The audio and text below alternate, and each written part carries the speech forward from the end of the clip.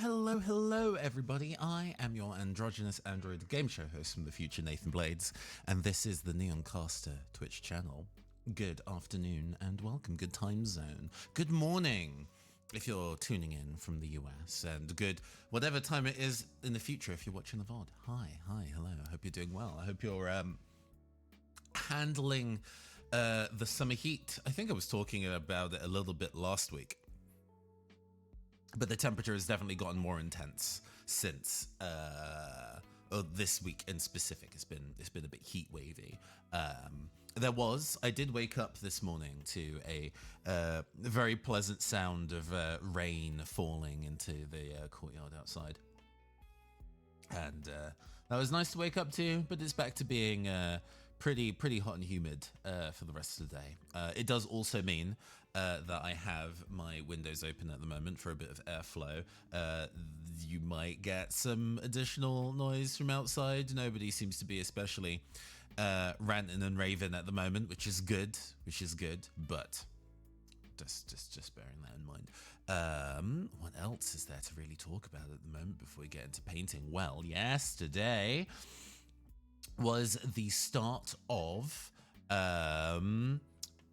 Games Done Quick's Juneteenth 2-day weekend marathon, highlighting a variety of black speedrunners doing a wide variety of games. I actually helped commentate on one of the games. A good friend of the show, Biggest Bees, was running Fight and Rage, a retro style side-scrolling beat 'em up. And I did my best to commentate. It was not a game I was very familiar with, so I had to do some kind of desperate research in advance of it. But it went really well. It was a really fun time. I always feel, because Games Done Quick is such a big channel, and champions competency at video games, and I am many things, but competent at video games is not one of them. So I'm like, do I really belong here? Is this a space for me? I don't know if this is a space for me, but everybody was very nice and very welcoming. It's continuing today, actually. It's continuing later this afternoon. US time zone. This is a little too early in the morning for them to be going, but yeah, later in the day. We'll probably be passing love over to them at the end of the stream, maybe. We'll see what's going on.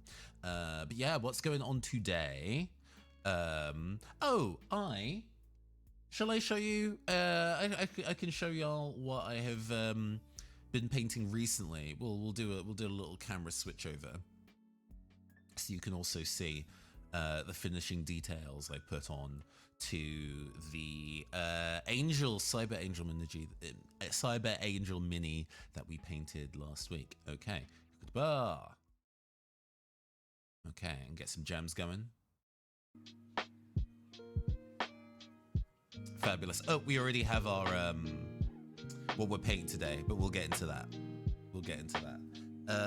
So while I was on stream, or preparing to go on stream, I'm like, oh, it's a relatively late stream, so I have to, kind of be at my computer for the run of it, leading up to it in case any additional tech checks were required, or if they needed my attention for anything else. So I don't want to get too entrenched with any one activity, and also something that I can do with my hands but still be able to speak to other people with. So like not really playing video games, because that'd be quite distracting. So I decided to do some mini painting.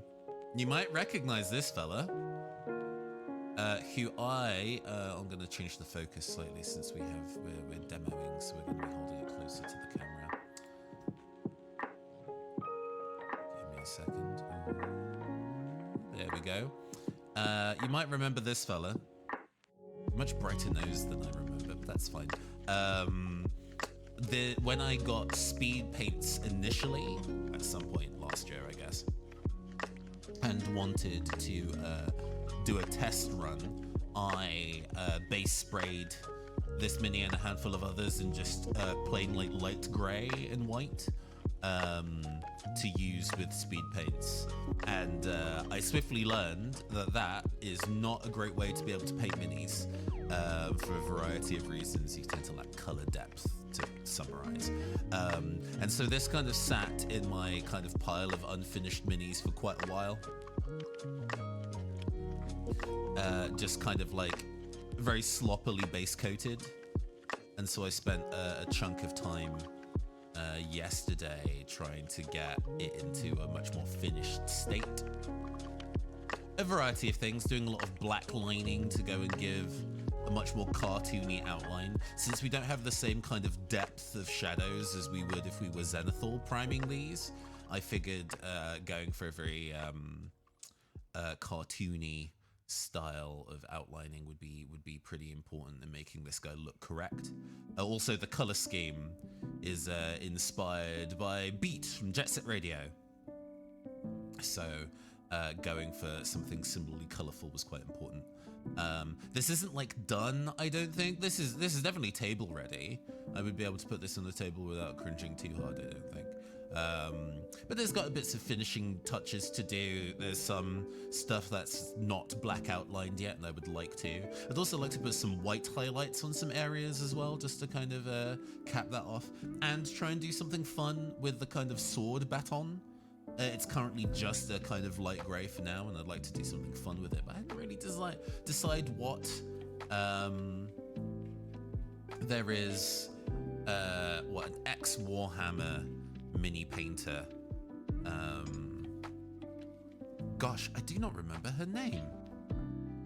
Very, very rude of me. I want to say like Sugden Warhammer or something like that. And she did a tutorial.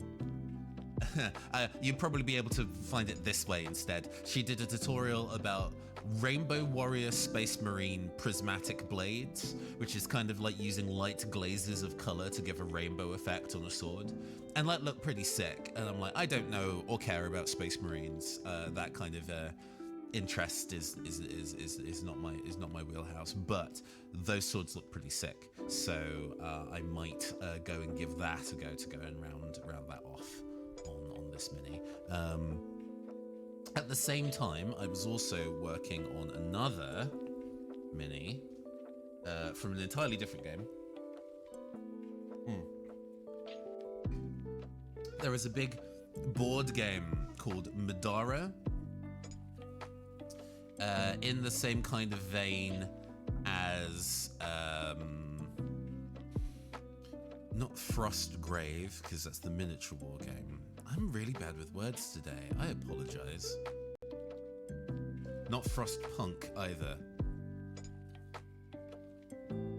Frosthaven. Gloomhaven and Frosthaven. Yes. Big box board games that kind of take cues from tabletop RPGs and are very miniature heavy. And Madara is one that is specifically aiming to channel like JRPGs. And they had a whole bunch of like bonus promo minis with some of the main characters in different outfits. And so I bought one of them, and this is very not done. This is only in the kind of color blocking phase. There's a lot of additional work that I need to do here. But I was really inspired by the character design in Hi-Fi Rush. The kind of Bethesda maybe released rhythm action spectacle fighter that came out a couple months ago. As a game, it was like only okay for me. I had fun playing it, but it was definitely I was definitely like, oh, this is good, and kind of left it at that. But the character design is phenomenal. So I really like the kind of color schemes that the characters were painted in, and I'll bring it back to the camera so you can see. This character color scheme is Chai, who is the main character of the game. I forgot to mess with color correction. Give me a second.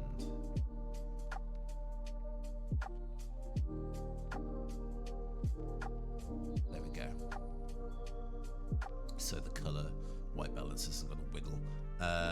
Yeah. I really the kind of like bright yellow and orange, very primary color scheme character. But I'm enjoying actually putting paint to this. This was in a similar kind of sphere or similar kind of space.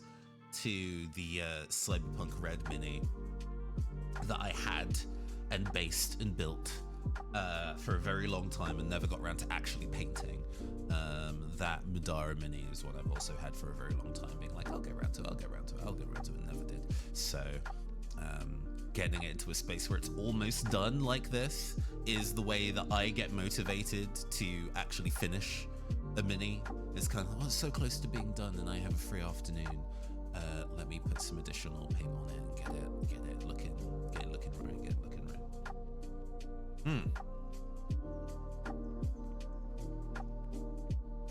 And then today what we are painting is a Marvel Crisis Protocol mini of Blade. Yes, that Blade, like the one in the movies, like the one in Marvel's Midnight Suns, which you can see in the we have as the reference over there. But yes, so this mini was technically a gift. It was a thrown gift from a friend, Ruben, friend of the show, for my birthday. And he doesn't know too much about like the Marvel space or superheroes in general. So I was kind of like, oh, let me know if there is a particular like color scheme or whatever you want this to be painted in, and I'll paint it for you, And they were like, oh, pastels. I want this to be in pastels. I'm like, okay. Blade, being the vampire edgelord that he is, maybe not a fan of pastels, but that's fine. I love a challenge, and was thinking about it. And I think the Met Gala earlier this year. So this was on the backlog for a while, considering I got this kind of arrived at my house in like early February. So I've been sitting on this one for a bit as well. The Met Gala this year, I do believe, was an homage to Chanel. Was it an homage to Karl Lagerfeld? I think Karl Lagerfeld has a relationship with Chanel, or had a relationship with Chanel. I believe he's dead now. And the pink and black kind of like a women's suit is really iconic, specifically because of Jackie O, like the President Kennedy's wife. Which is not that kind of style of politics. Is not really what this is about, but that kind of like pink and black is, I think, an iconic look. When I think of this kind of Chanel suit, rather than thinking about previous presidents of the United States, I think of the one Simpsons episode where Marge gets the Chanel suit and has to desperately keep fixing and updating it to remain trendy. And I think that moment is, camp fashion icon Marge Simpson. So that was kind of what was born in my mind. The reason why I didn't pull that as a reference is because obviously The Simpsons is colored in flats. It doesn't really do much in the way of shading, and I needed an impression of color depth, otherwise this would be a lot more difficult. So I do believe this is from a drama about Kennedy. But this outfit was apparently supervised by the people at Chanel, so I would call it an accurate representation of the kind of colors and materials.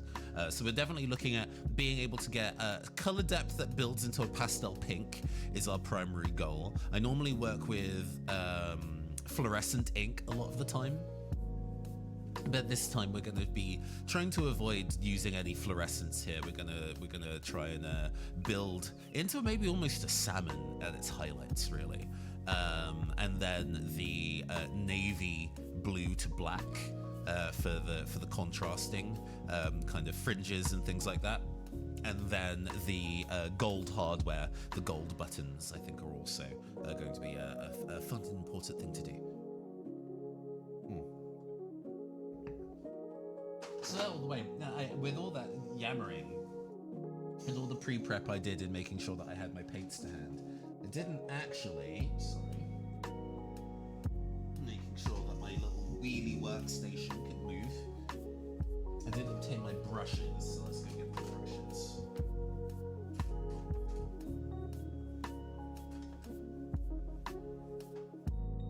Because we do actually have something of an initial step that I need to do first.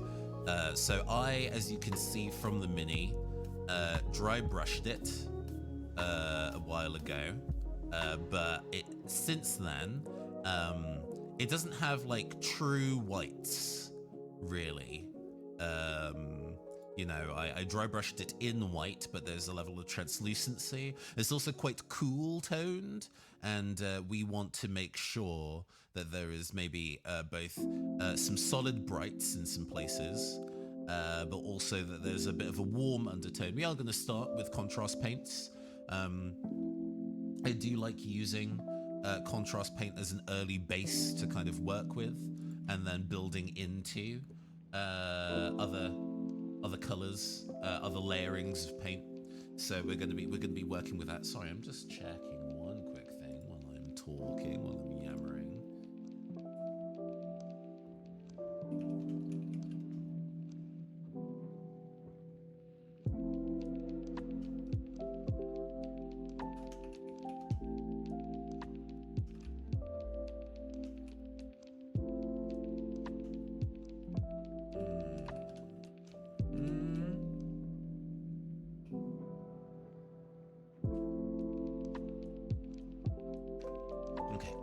Right, sorry about that.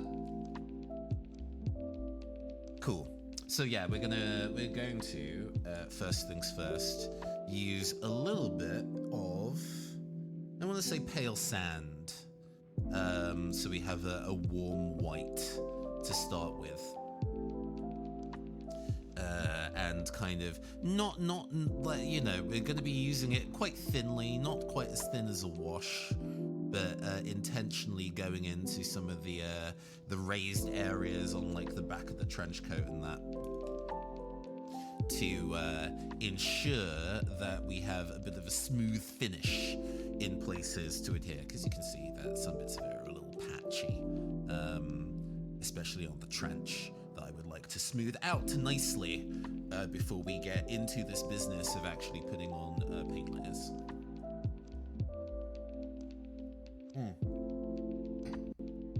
I'm also using a wet palette today. I don't normally. I'm so used to just letting it rock with my dry palette.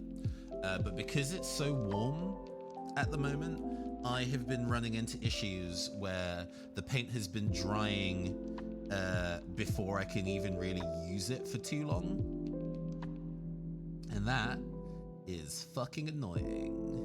So to be able to have a little bit more working time, I have switched to a wet palette usage for the time being. So we're just kind of, yeah, you know, it already moving it down here, sorry, stands out pretty boldly against the mid-tone purple that I have here, but that's fine. We're just using it to kind of smooth out some of the bits that looked a bit patchy.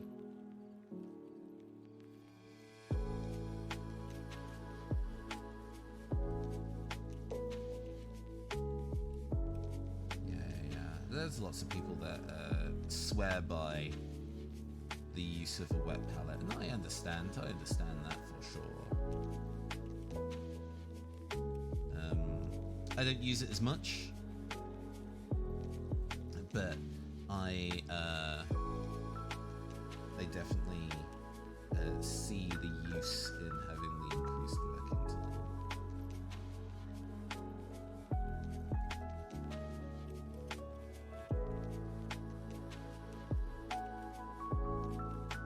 Also using it on like either side of these like panel lined creases.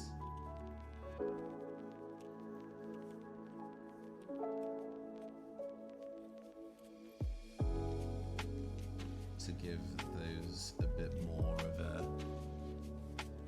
I think we've now found a place where you can see me working and it's not too out of the way. Let me wiggle the focus again so you can see it at this kind of depth.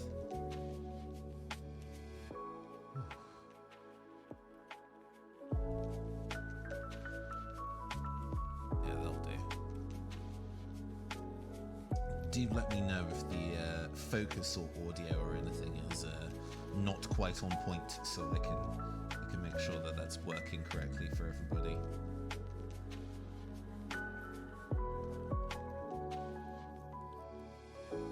Yeah, the side effect to doing priming so far apart from actually painting is that you have the opportunity to like smudge it or get dust on it and things like that. And this has definitely been sitting on a shelf or in my kind of like a mini storage case for quite a while. So it's a little dusty looking / feeling. But that is okay. We will be storing it to glory with our paint work.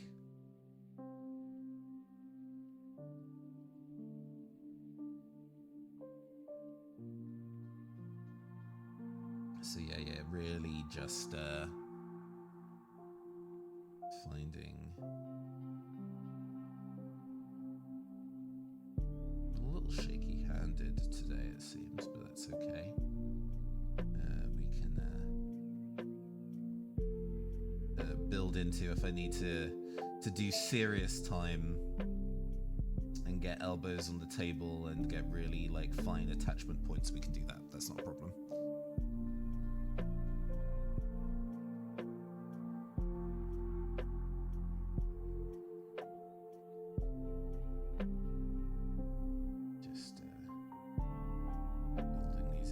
A thing that I also want to experiment with on this mini is drawing in texture.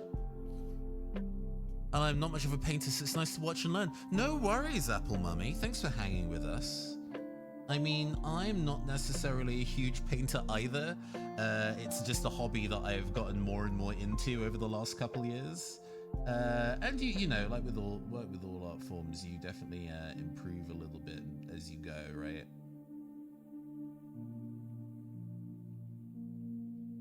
So a lot of this is actually me live experimenting on things because, you know, I don't fully know what works and what doesn't yet. We're just finding our way through it one step at a time, you feel me?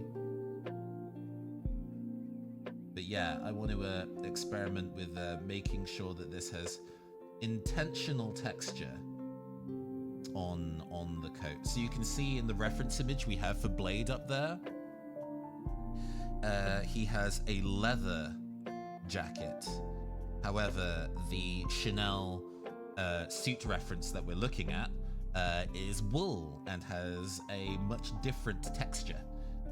So part of this the process of painting this is going to be having a look at what we can do to suggest the wool texture. And that could be done a handful of different ways. I'm going to be experimenting with stippling. So making lots of tiny dabs with my brush or an actual sponge on the mini at its lightest shade. And seeing if that can give the kind of like approximation, I suppose, of like wool, of knitted fabric.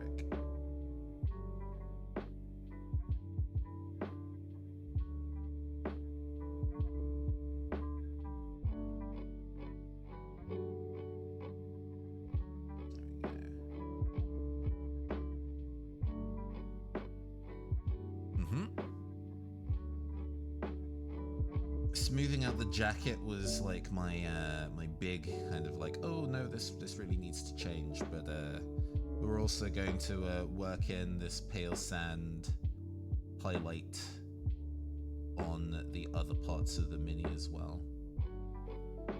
There are parts on the trousers, for example, that are quite dark and don't have any kind of highlighted accent on them yet, because I wasn't able to get my dry brush on that part of the miniature. so we are going to manually paint in some highlights instead, which can be a lot smoother and a lot more distinct than dry brush highlights.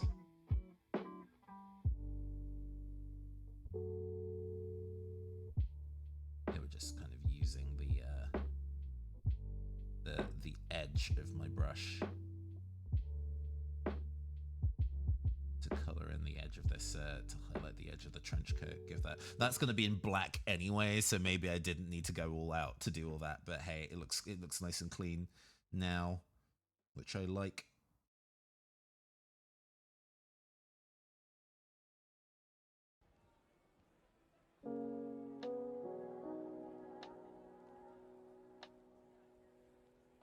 It's also kind of like getting the trouser folds in here.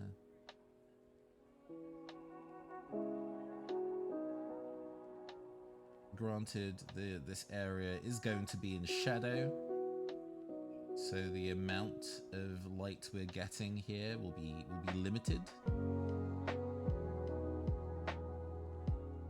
But it can still be nice to suggest some highlights, even if they would not necessarily be there in the real world. I am not what I would call a painter striving for realism at any point, to be honest with you.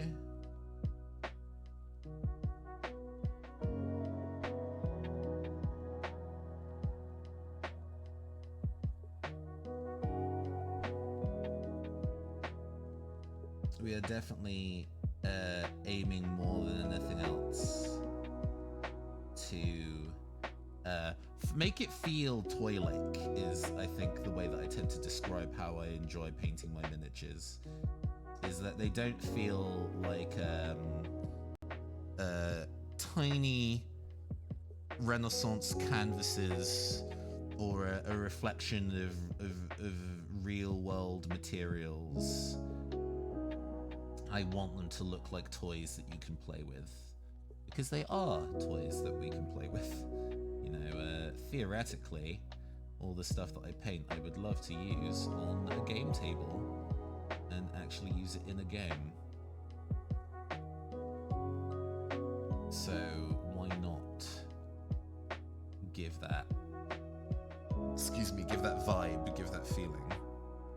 I think I've kind of talked about it a few times on the channel before, that a thing that really stuck with me in terms of like I guess a design aesthetic was the opening to Super Smash Bros. On the N64, where the master hand takes a whole bunch of toys from a kid's bedroom and like moves a book and like a tissue box over into the room and snaps his fingers.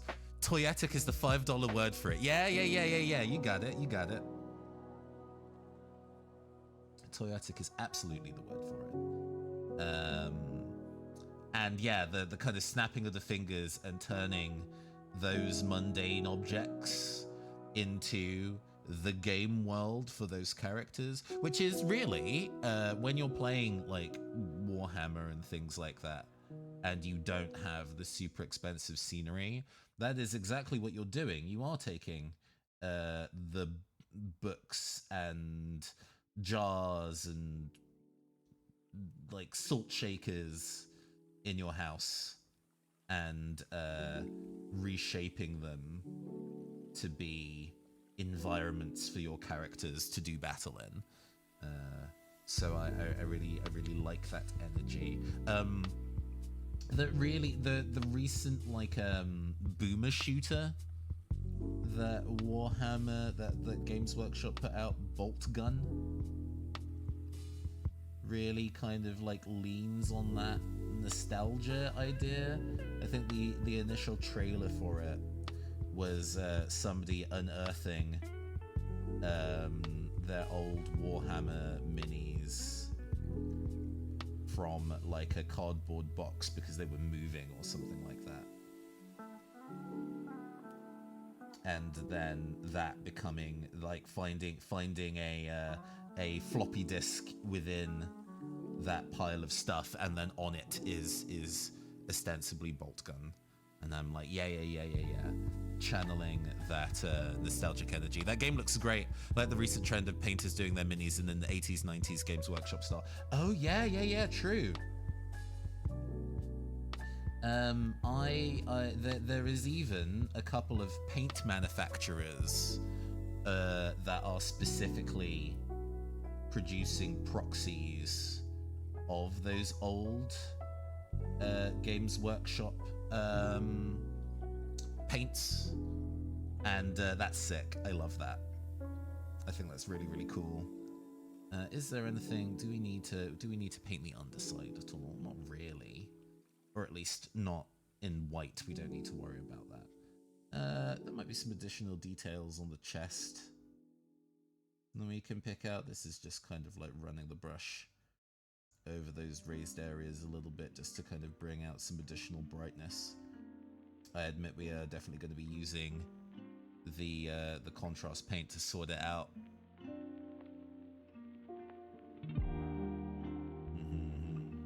I would say like my personal aesthetic era is definitely the early 2000s. The big Y2K futuristic rounded kind of energy I like a lot.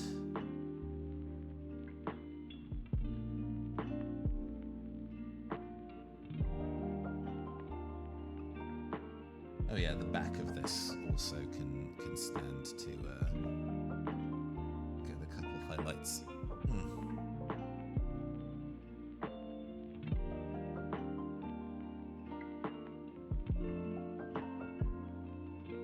Looking up every so often just to make sure that I am actually painting this on camera and not a million miles away from where you can see it.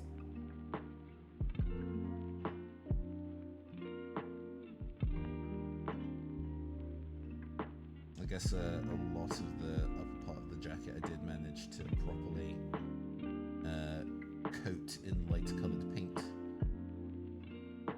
so there is less of a contrast of the pale sand colour that I'm putting in, but it does still help highlight some extreme highlights in there.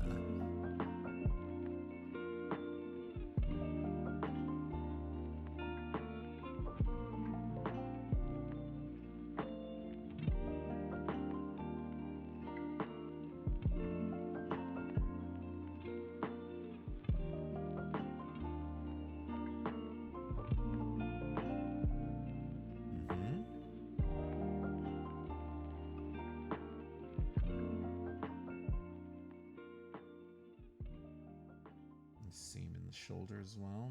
Nice. Okay. And then we need to go and get that shoulder.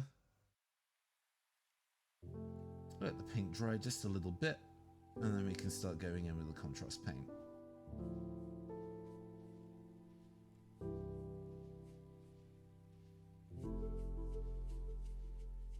Readjusting so you can see.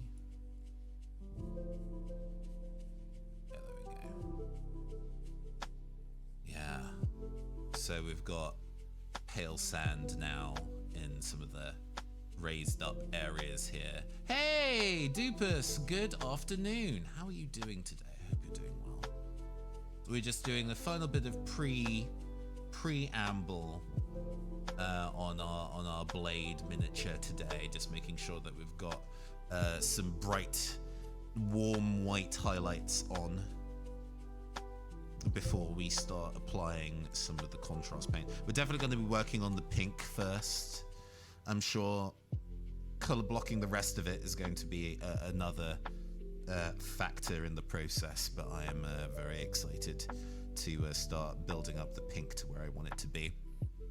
Been sick this week. Sorry to hear that you've been under the weather, but I'm glad you're recovering. Make sure you're continuing to take it easy. You don't recover properly if you continue to keep trying to work while you're ill. Yeah, it is a Medbots pattern t-shirt today.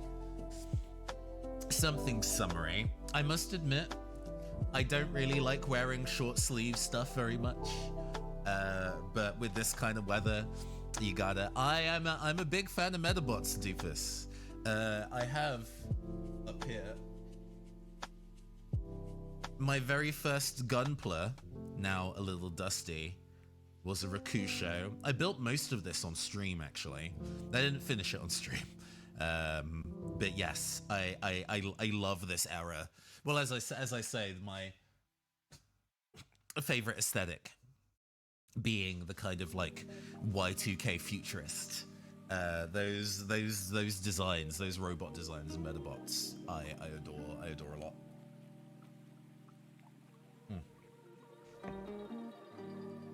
Okay.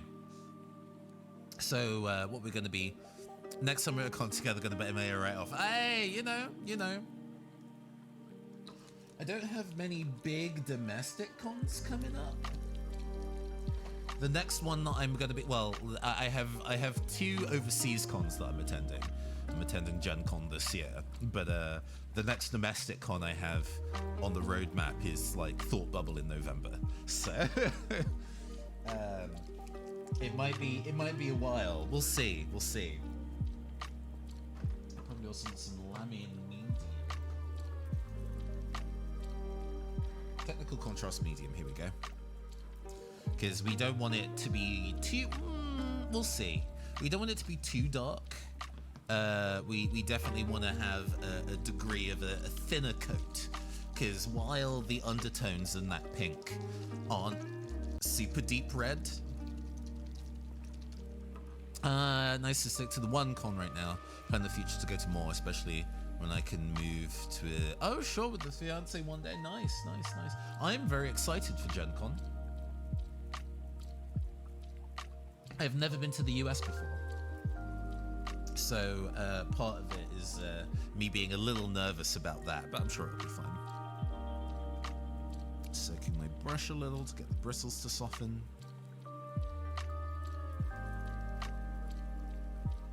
But yeah. In some previous years, though, I mean, convention attendance, I like going to conventions, but I am pickier about them as time goes by. I used to go to London MCM, well, back when it was just called London Comic Con, when I was a teenager and in sixth form. Loved that con a lot. It has since changed a lot to the kind of form that it is now. Some would say worse, I would say worse. But we're going to use the medium first, actually, so we don't have to double dip. So I don't really go to that one anymore. I used to when I had a lot of other illustrator friends who were working it, and I would kind of help them on stalls and things like that. But as it currently stands, a number of them have been like, oh, actually, I don't financially need to go to MCM to be able to make my ends meet with my artwork. And so they just kind of stopped going.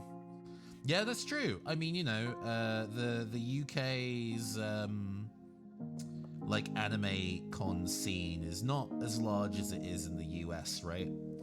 So it's a small world. It's a small world. MCM is not small at all. MCM is very large. But yeah, that largeness I kind of like grew weary of, I guess.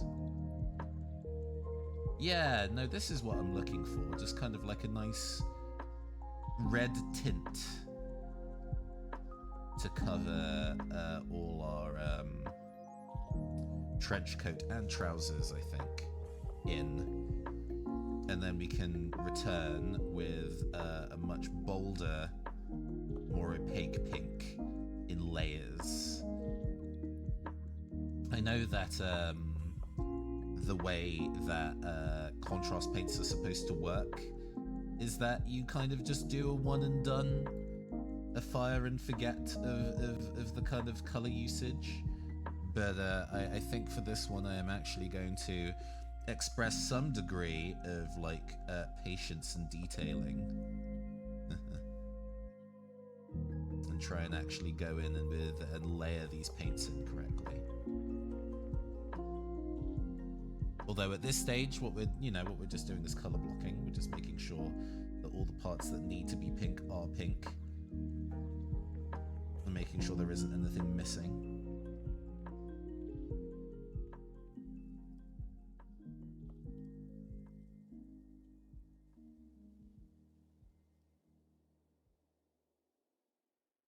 But no, my favorite conventions that I make sure I go to every year are, as I've said on stream because we were talking about it the other week, UK Games Expo.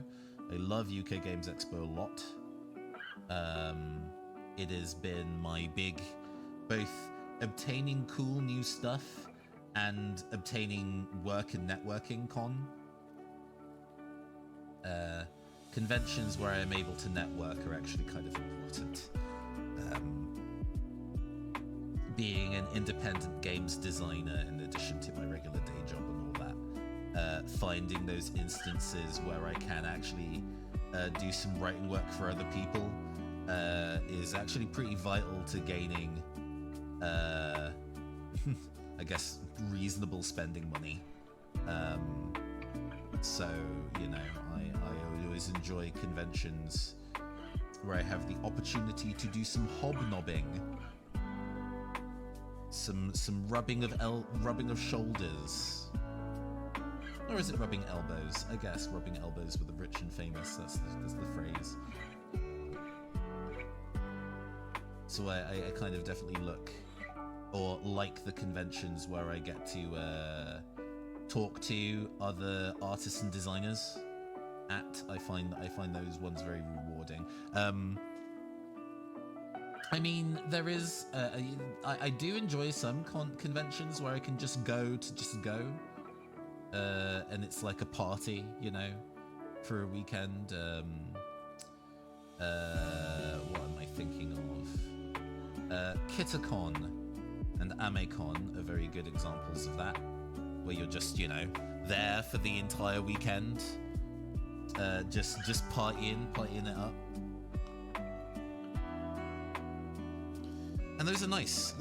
Although even those, I tend to, at those kinds of conventions, run panels, have presentations. I usually do game shows. I've not done a game show in a very, very long time. I want to go to Kita and Ame. Minami is still my pilgrimage that I love going to. Minami's great. The people there are really nice. I do believe that's how we met initially.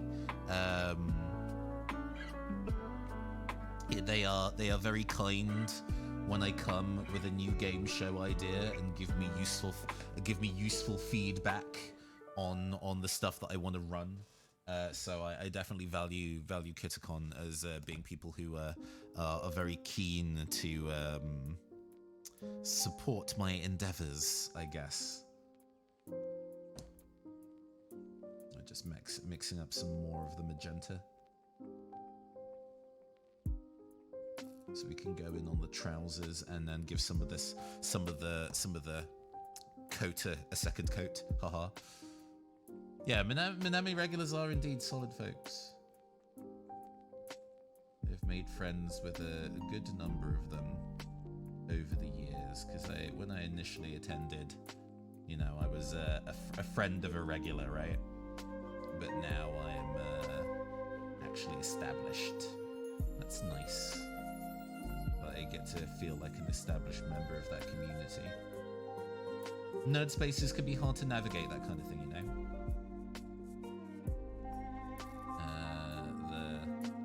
Getting over feeling like an outsider, because the best way to stop feeling like an outsider in any kind of situation or community like that is just to be directly involved in what they have going on, because then you're no longer an outsider if you're actively getting stuff made or helping it be run and things like that. You need to kind of take the initiative. Not that that's easy always. You know, sometimes it can be a bit of a nightmare to take the initiative like that. This is looking a little patchy, but I think once we start going in with the opaque paints, it's gonna be there.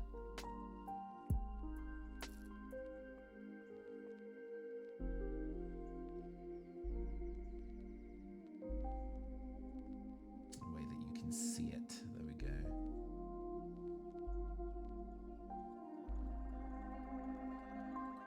Just painted his booty. Get that booty painted. It's all going to be in the shadow, so nobody will see it, but still, I will know. I will know if his booty has been painted or not, and that's important.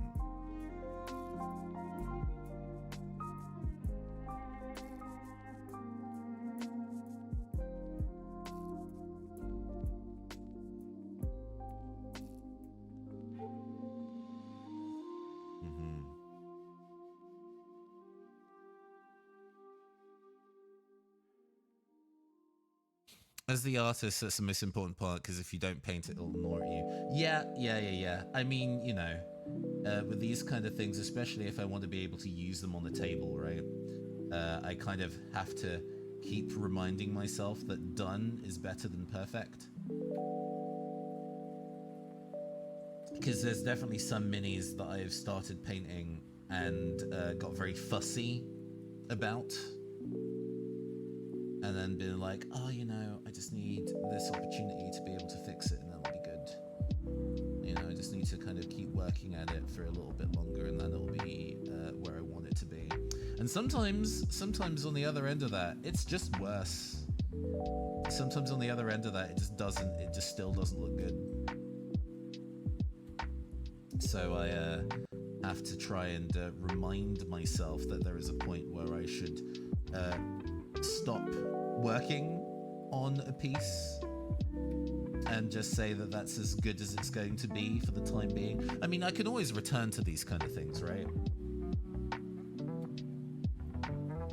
I can always just be like, oh yeah, no, this was fine for what it was, and now we are in a different place, or we've had the skill up, we've learned new tech. We can kind of go in and do a better run of it than last time.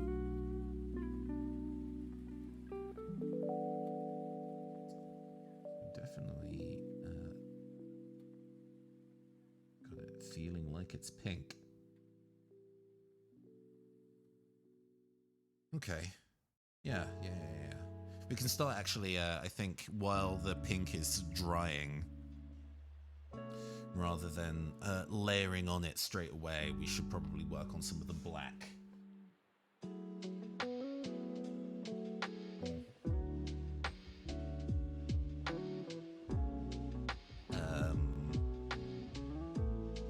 Black contrast paint for this. We want to work with a relatively thin brush. Well, we can work with a thick brush for some of it, and then move into thinner brushes as we get into the fine detail.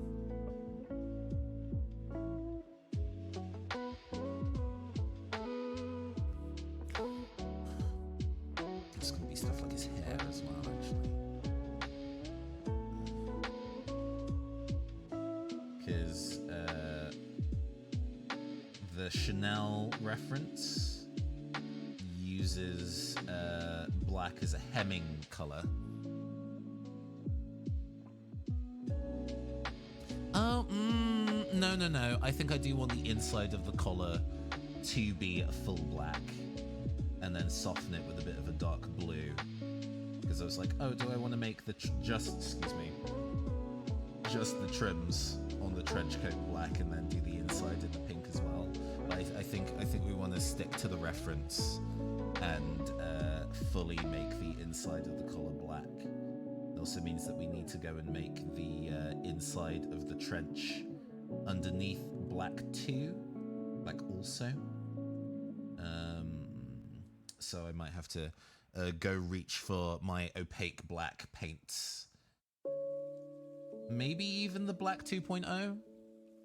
Do either of you watch Gundam Witch from Mercury? Oh, I have only watched a little bit of it, actually, to tell you the truth. It was kind of sold to me as a revolutionary girl Utena with mechs. And I think that stood to be true from what I watched. But I gave it the 5-episode test, where you go and you're not sure about show. So you go watch it for 5 episodes and see whether it grabs you. And the show is not bad by any means, but I did not feel motivated to go and watch more. Although I must admit, I am outside of my teen drama era. There was a period of time, especially when I was kind of obsessed with like the Persona series, right? Where I was all about like teen drama. I found a lot of I'm a big tabletop RPG person. Oh no. I know multiple people that really like it, and I think it looks neat. I love me some robots, but the character design for Gundams is still something I'm adjusting to, if that makes sense. They all look very similar to me. And it's kind of like learning the nuances of what makes them different, right? But yeah, no, I know many people who are very excited about those lesbians, and I am very happy for them. I'm just glad that Gundam at its most lucrative has queer protagonists. I think that's great. I'm sure it has been subtext in the past, but I am very happy that it is currently just text. Hell yeah.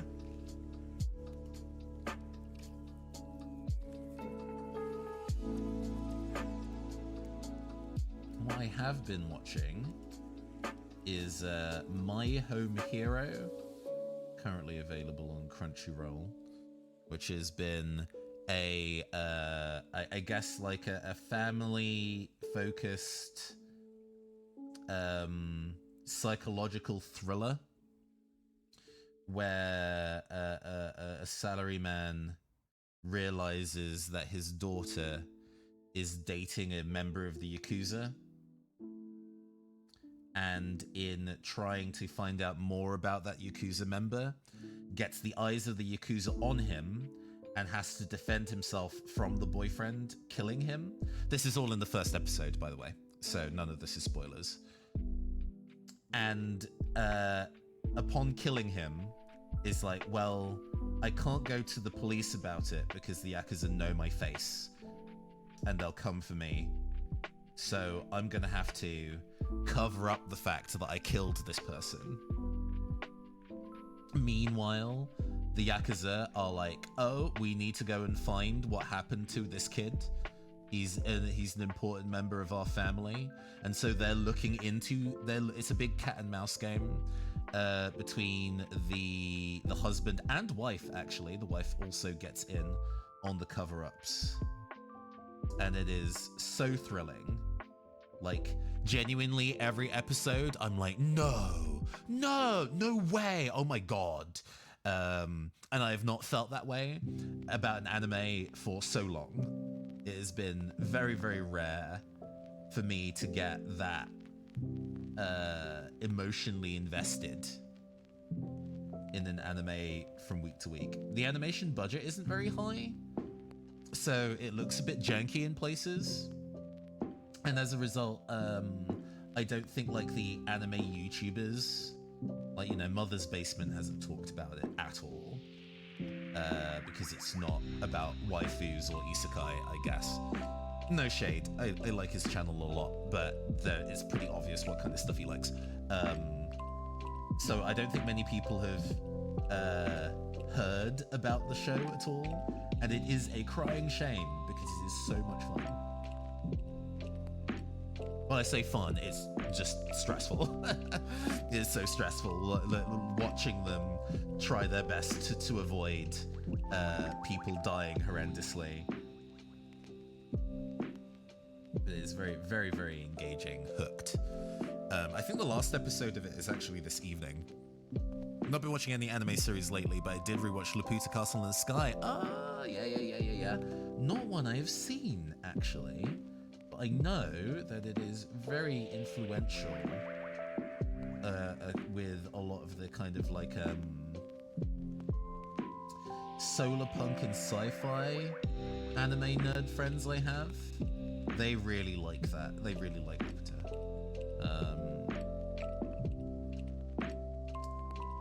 There's even a neo-soul band that I like called Hiatus Coyote. That have a song referencing Laputa. So, you know, it's definitely got its cultural impact. Now, I kind of go in and out of paying direct attention to. Also, one piece of the influence of the Triforce for Breath of the Wild, Tears of the Kingdom. Yeah, no, I definitely see that. Nausicaa and Mononoke, yeah, I definitely see all those references in the current era of Zelda, for sure. I've always, even though like high fantasy isn't my genre of choice, I've always liked when they have the ancient technology trope, and it's all made of like dark stone with big glowing lines. The data slate tablet that Link gets, and the like is it Guardians? I've actually not actually properly played. I'm a bad gamer and have not played Breath of the Wild, but yeah, I really like that aesthetic a lot. Where it is? Okay, we want some. Was using a little bit. I've just been painting and not talking about what I've been doing. I'm sorry. Using a little bit of Abaddon Black. This Abaddon Black is actually a bit of a mix. This has a little bit of the Stuart Semple Black 2.0 Super Matte in there, just to kind of darken it a little bit and give it a matter finish than what it does. It kind of dries a bit satin, so it has a darker finish, but isn't as textured, I think, as pure Black 2.0. But we're also going to be mixing it with a little bit of Amethyst Blue. You know, I see some blue, some kind of navy-ish hues in that collar of hers there. So I want to kind of reflect that a little bit in kind of using a bit of purple to get it there. I might need a bit more black, but we can experiment with our mix of purple black on the underside of the trench coat. So I can see whether this is working. This is a reasonable mix. I think it could probably do a little bit more black over in there. In fact, I might even be able to use a little bit of my Vallejo Express color black, which is actually kind of a navy, and just have just a drop in there as well. There we go. Because that's a little thinner, it'll spread a little nicer.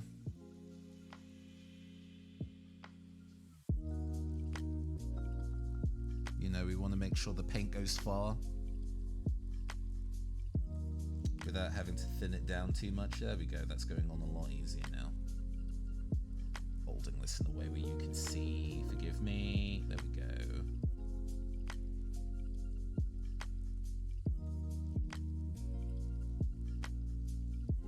Yeah, no, this is ideal for letting me poke at the mixture of purple to dark to black in the mix. The idea of a bad gamer, I mean, it's in the same way that I call myself sometimes a bad gay because I don't like musicals. There is a you know, going against the official canon of how a particular thing is supposed to be enjoyed, right? Just kind of like, well, you know, I am of this interest, but this kind of particular space is not something I normally engage with, and I acknowledge that that makes me a bit of a fish out of water about it, right?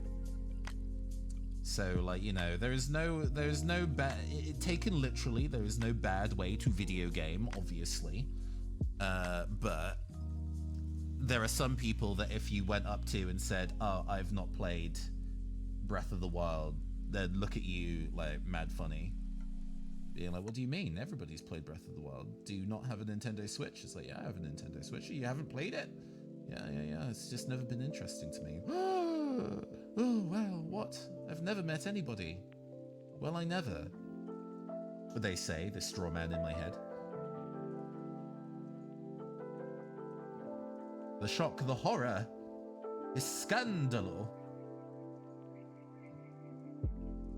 See, I put all that time putting the white highlighting on this edge and then just painting it black.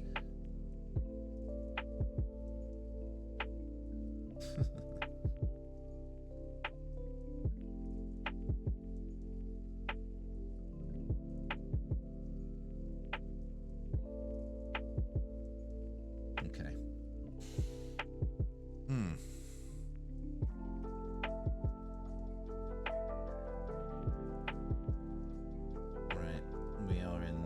detail work territory here. We are carefully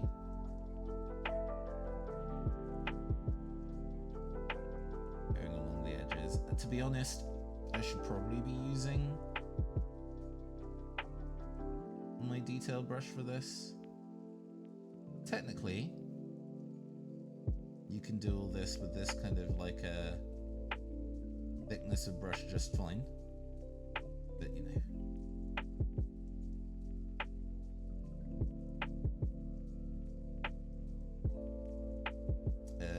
Teaching yourself good brush control is actually quite important.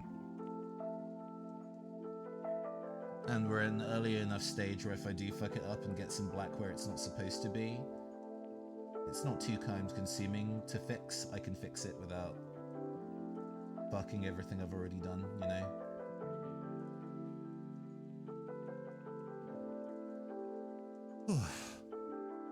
Won't somebody think of the children?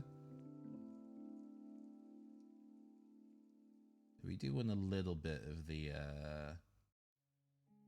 contrast black involved there, because it is giving some color nuance that just a very opaque purple black is not giving. The disadvantage to painting in black is that you can't go darker, obviously. So finding those ways to suggest that something is supposed to be black without actually using black as a color is a useful bit of color theory to employ sometimes. Okay.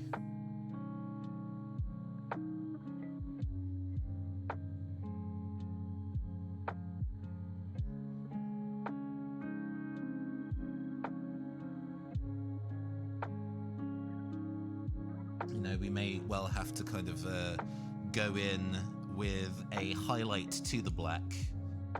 Probably a dark desaturated blue, which I think I already have in my collection, and kind of dabbing those into the areas that I want to consider as highlights.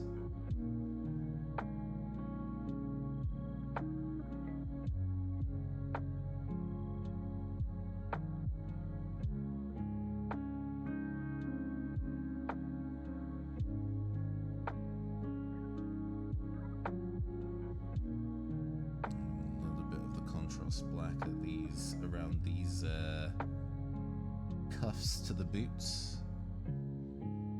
I also need to decide what parts of this are in gold, actually. There's a number of buckles and things like that that can stand to be in gold. Okay. It's going. It's going. That expanse on the trench coat still looks patchy, but we will be fixing that. Okay. The bits and pieces. Let's start working in the lighter brown a little bit, because I think that will inform some of our choices. We're using speed paint hardened leather, and then we might actually even do some select areas in the dark wood, which is an even deeper brown.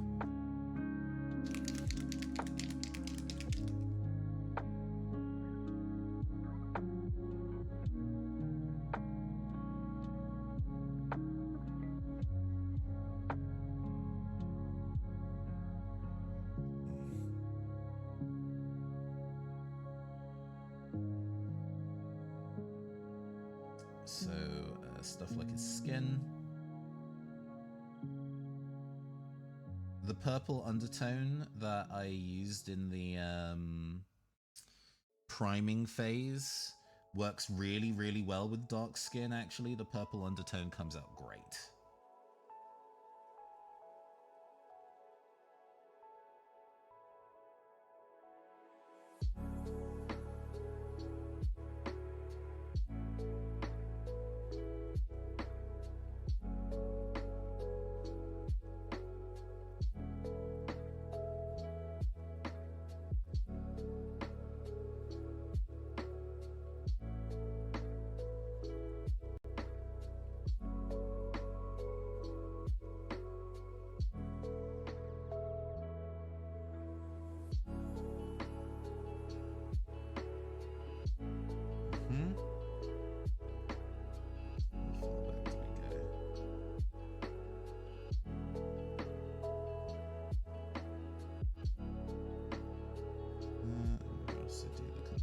his neck.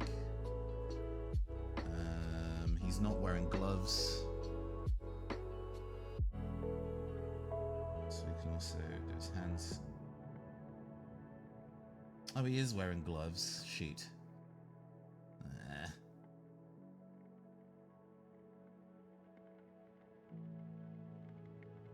Those will also have to be grey. That means that I might want to make the cuffs a different color. The cuffs might be gold then instead. So there's a bit of a color delineation between the black of the gloves and the black of the trim of his outfit. I don't know why I cleaned off my brush. That's not all the wooden stakes here also need to be brown.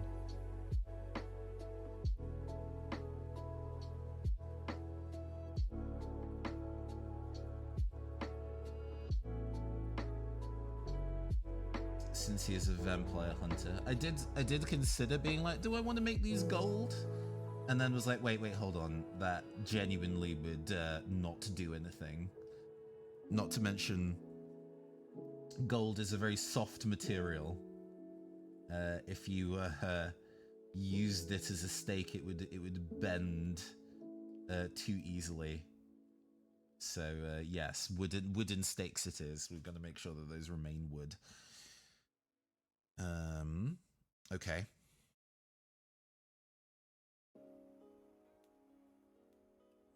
And then we're also going to get a dab of the dark wood. And we're going to use that for the back of his hair. Because he has an undercut, a close fade. So we want to, not going into the black that we've done the hair in, having a dark brown to suggest that it is a darker hair. It is a both hair color and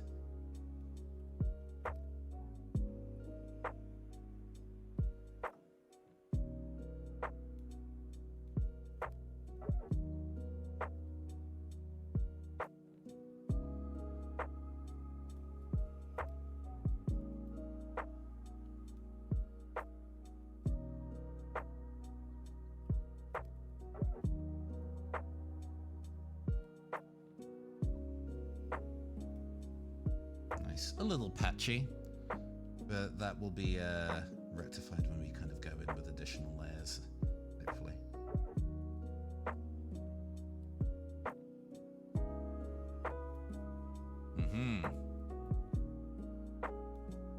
Let me readjust focus.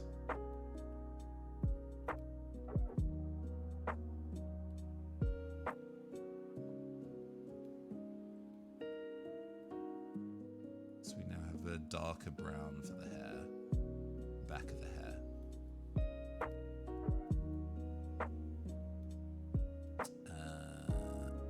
And then deciding what bits of this are in gold. Yes, okay.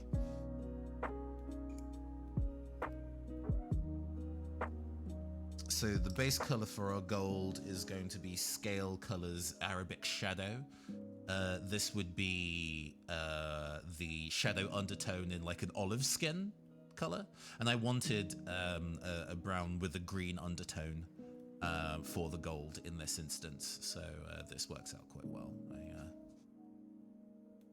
I'm really glad that there are much more brands out there that are specifically talking about skin tones that aren't Caucasian ones and naming paints that would be used expressly for that purpose. I do appreciate that. Is it blocked? It's blocked. Let me I have a needle handy that I use to unblock paints, so we should be alright. There we go.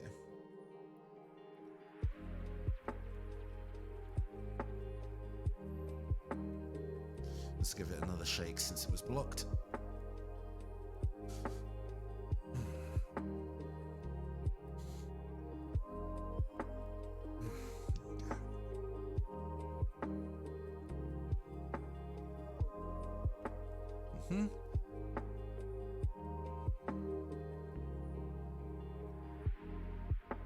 So we're using this to highlight the areas that I think are supposed to be in gold.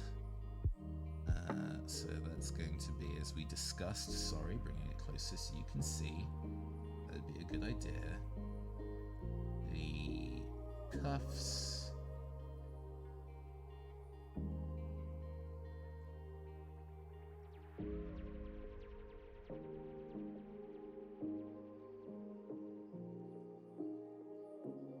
On the sleeves. That might be the trouser cuffs too, actually. That would be fun. Very impractical to have them in gold, but this is a Marvel character, you know. That kind of level of realism is not something we normally have to worry about. So we'll start now. Definitely this use a little bit of the dark shadow, the ebony color as well. So we have a bit of a shading on it. There we go.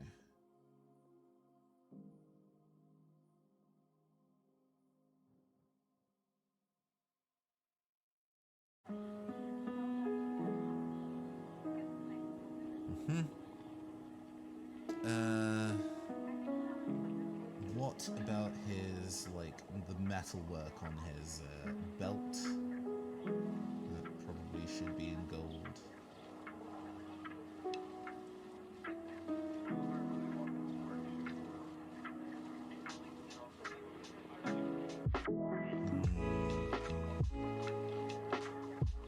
These kind of crests in front also feel they might be in gold here as well. Nice.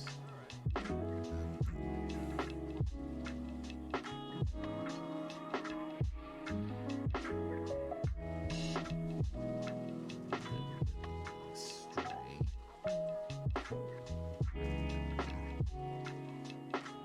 Also realize that this ear isn't coloured in.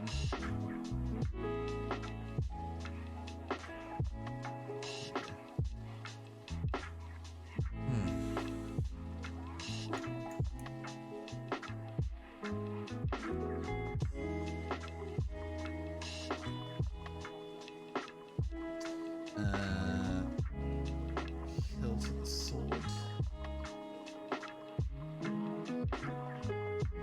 So it feels like it can stand to be in gold.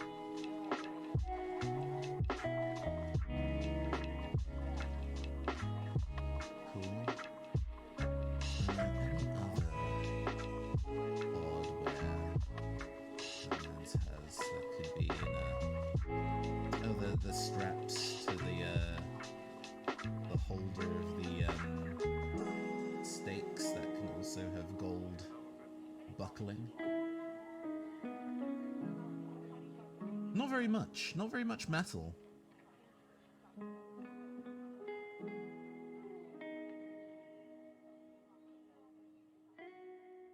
But that's fine. It just means it's going to, like, stand out.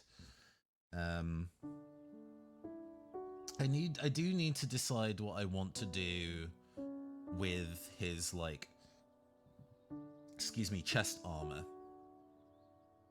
Since we can also do that in the black, but it won't contrast very nicely with his lapels, I don't think. So it's kind of thinking about what that might be. That might be red, actually. It could go for a wine red.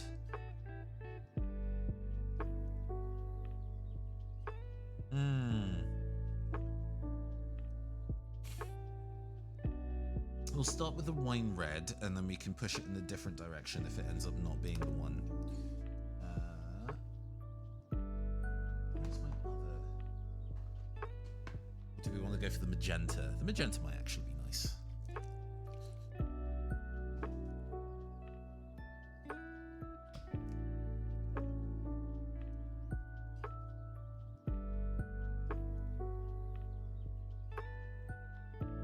We don't need to thin this one. Just kind of get it in there. So we bring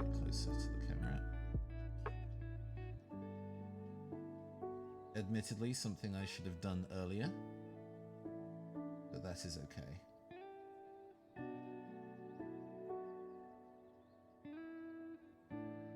Like with all these things, we can build up layers of new color, so it's alright if we have to go over bits more than once.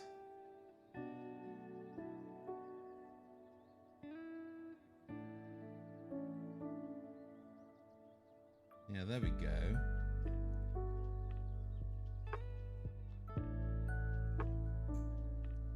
Because the trench coat is going to be in a pastel pink, so it will definitely sit separately to the red of the chest. These parts gold as well.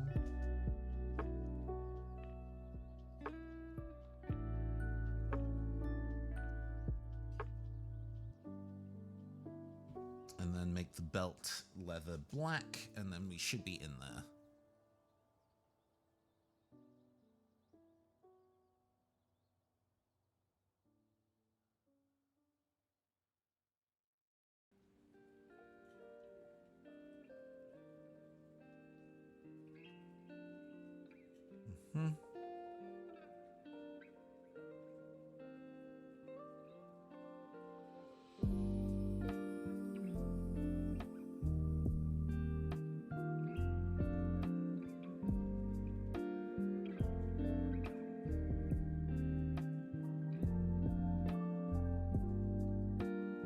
It's all going to be about building those kind of highlights up to give some visual difference,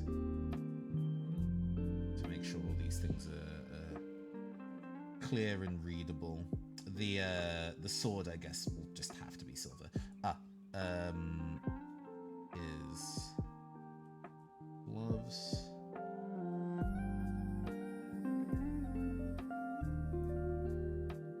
Also need to be in black. But that's not too difficult.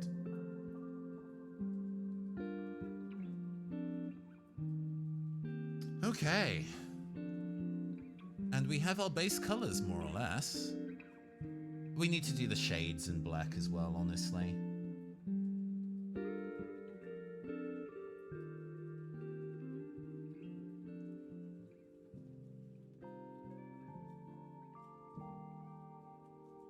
One of the bits and pieces that I have to hand is some gloss medium,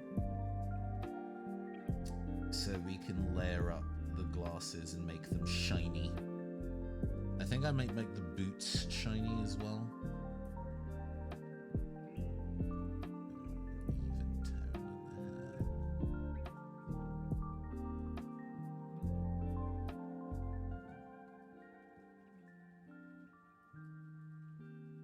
There we go. But yeah, we have our base colors. Pretty swiftly, actually. That wasn't too difficult at all. Wonderful.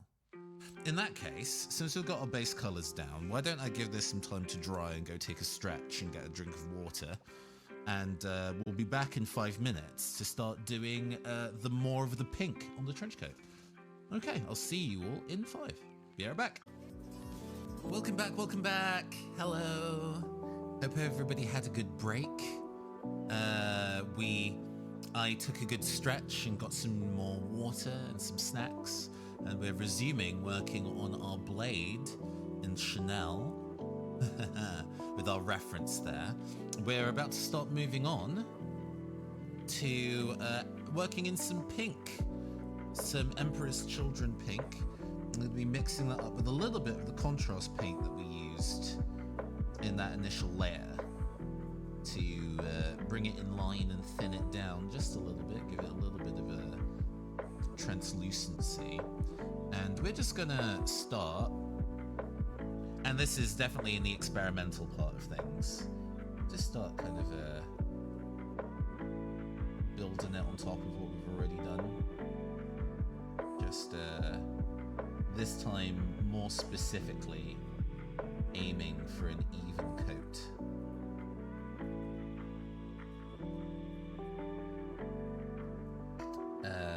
This is definitely much more in the space of coloring in the lines.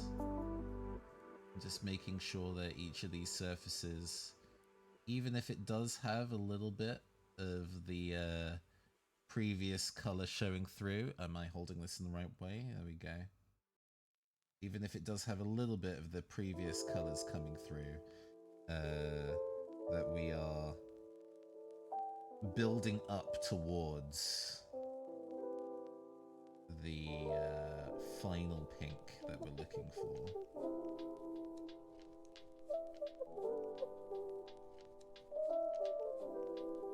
This might require a bit of back and forthing, or like multiple layers to get it to where it needs to be so it's an even coat, and that's fine. It is about patience.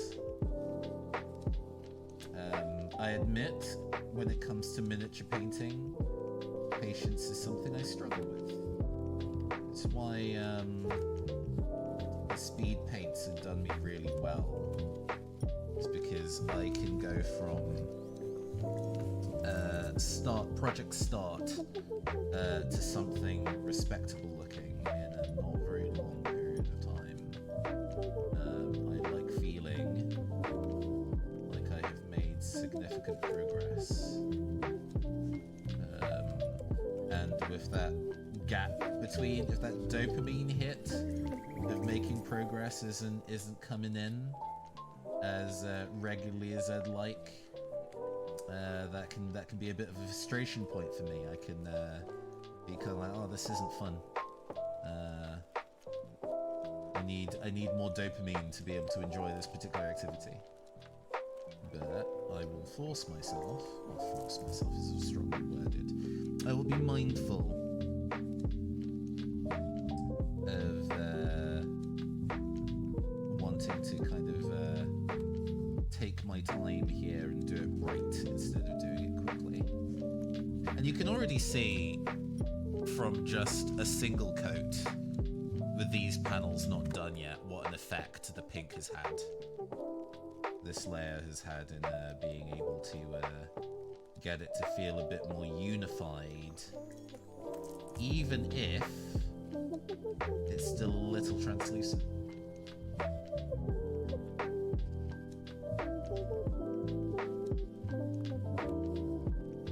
And this is going to take a bit because we need to do all the trousers and stuff as well. So it's not just the trench, there's a lot that needs to be given this treatment before it's done.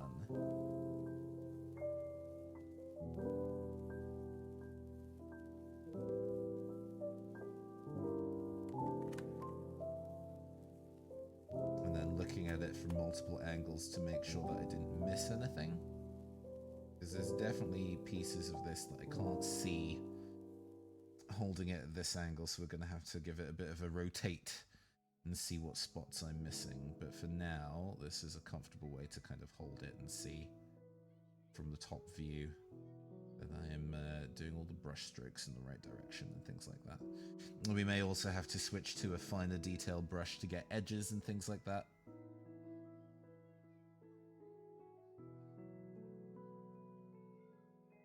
But for now, I think we're getting quite clean lines, quite good brush control.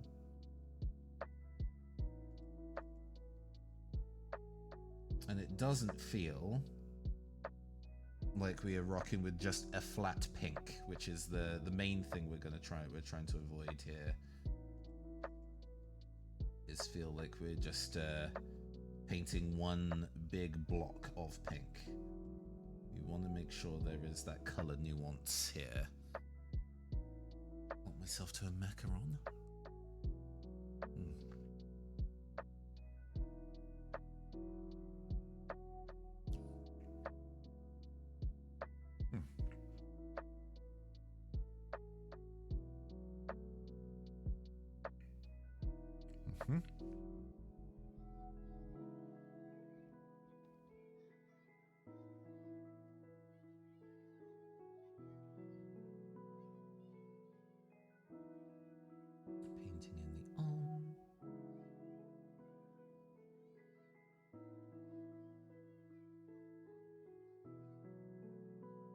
we're definitely still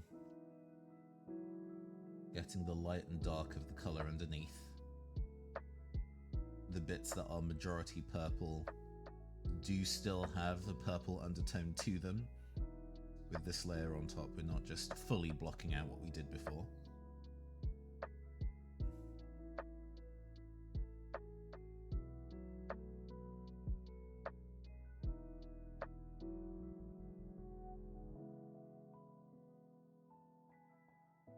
Is good. You know, we want to make sure that color build does actually read correctly.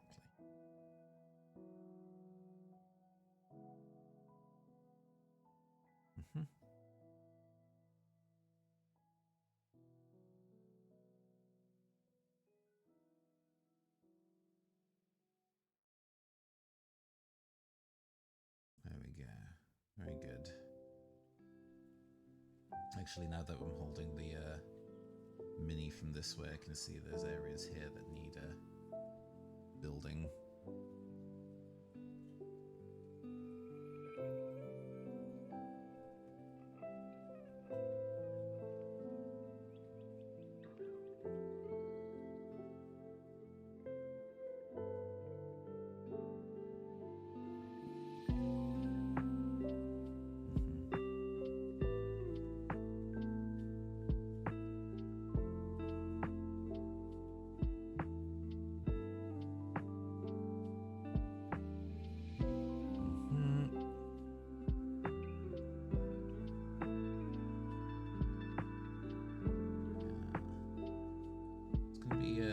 Once we start getting the really pale pastel pink and salmon on, that's going to be, I think, read very, very interestingly.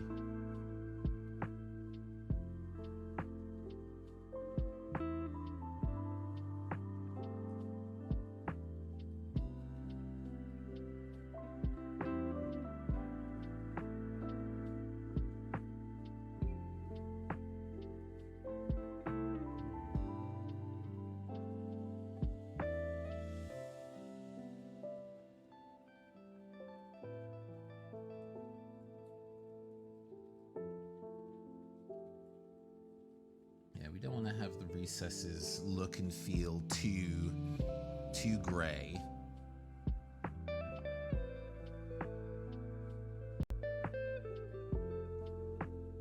So we might need to go a little bit thicker on the mix there to kind of make sure the recesses do actually still hold some color to them.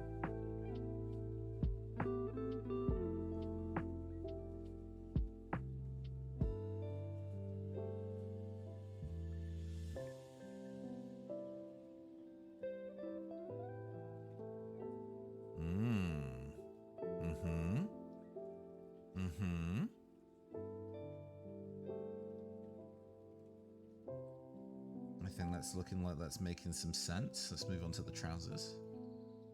Oh, hold it a bit closer, sorry.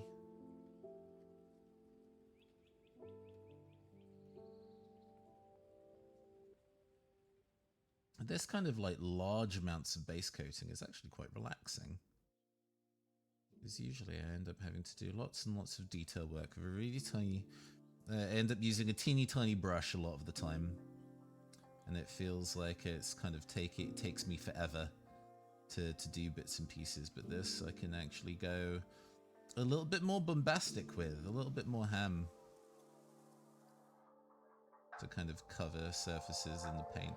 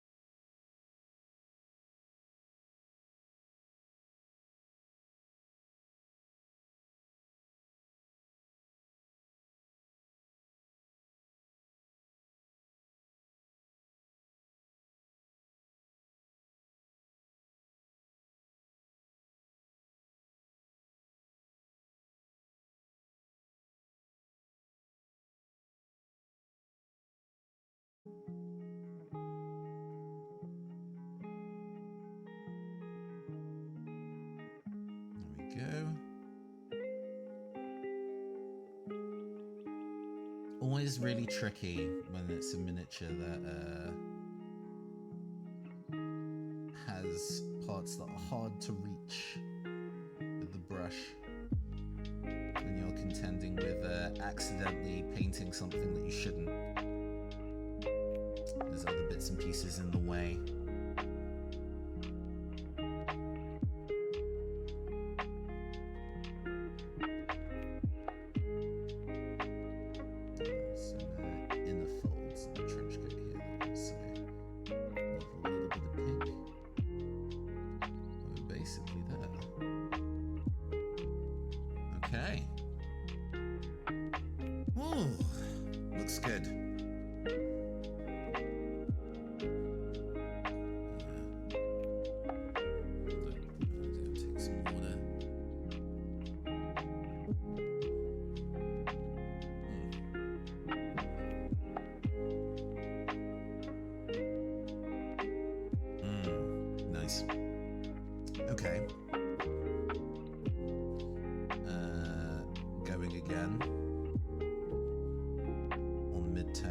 This time we're going to be a bit more stringent on where we're placing our layers of paint.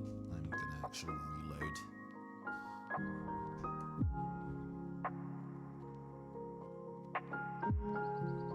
This one might actually be more of a pure mix of the Emperor's Children pink with none of the contrast paint in it, because we are definitely trying to go for something a bit more opaque. And we're now specifically trying to hit. So, getting closer.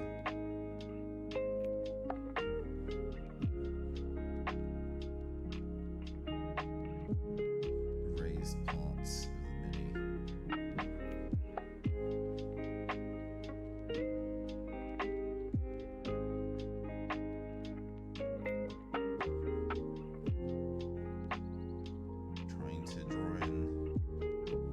Giving it a bit of texture at this stage as well, right? Lots of short brush strokes that suggest a direction. We're going to be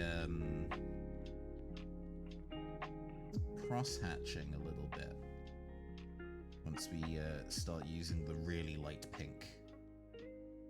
Cross-hatching and stippling. So having a little bit of visible brush marking here is not a huge deal. It is in fact intentional. We want to suggest a material, and we're doing that through our brush strokes. Ideally. I say that like I'm some kind of expert, I'm really not.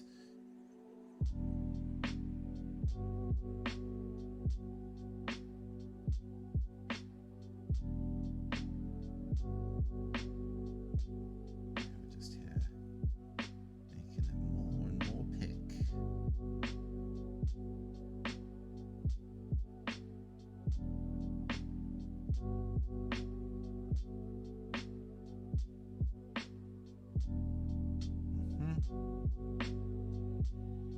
Here as well.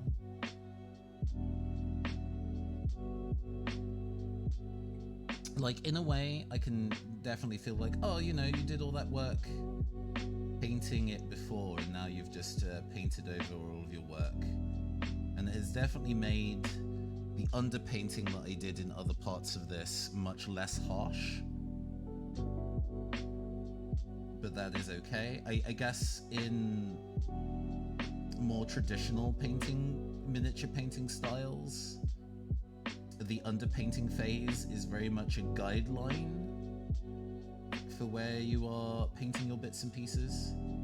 And I have kind of adopted a much lazier approach where I am using that underpainted guideline as my main kind of color workings, whereas general wisdom is to be building up gradients of color over time in this kind of way, working with thinned, opaque paints.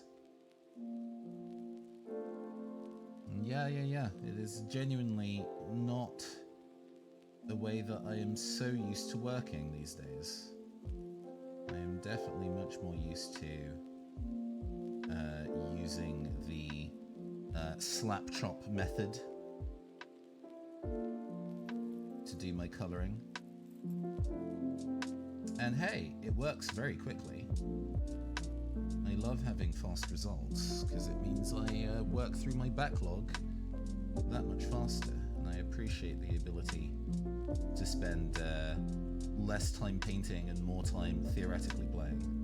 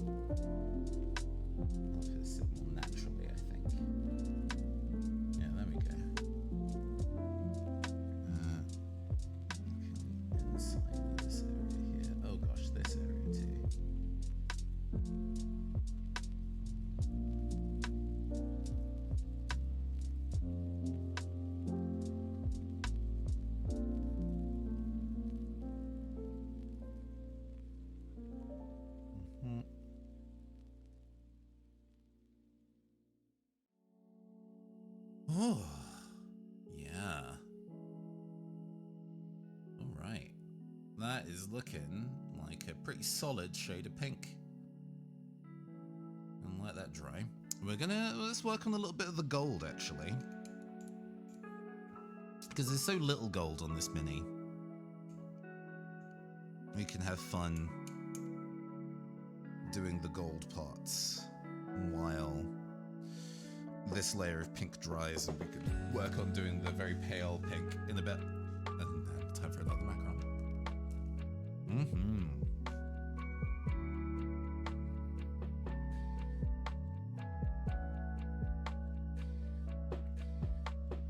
I'm going to be using Auric Gold.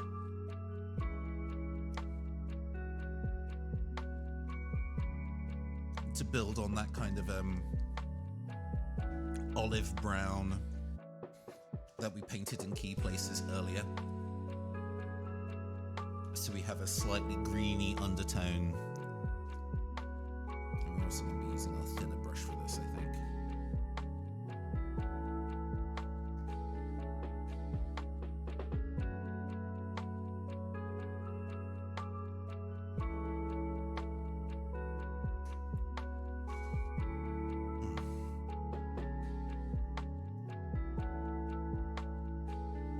Adding a little bit of water to it.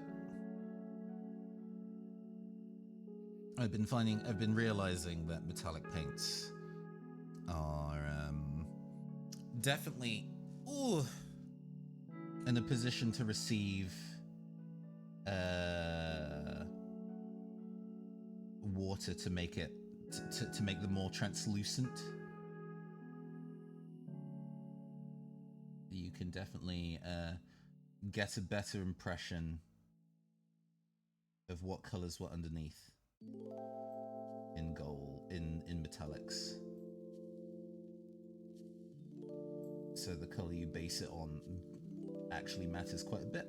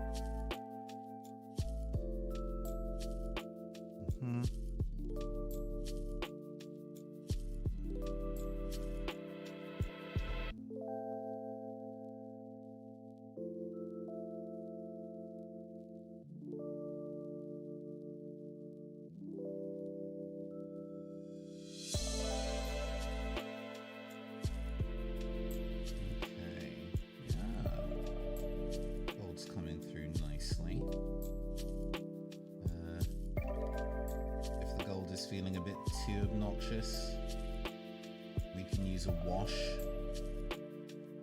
at a later stage to kind of bring the shine back down a little bit. I know that I like my gold shiny.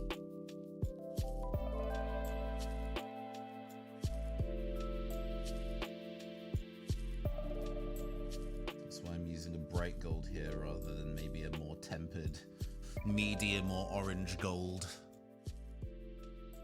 Oh, thank you.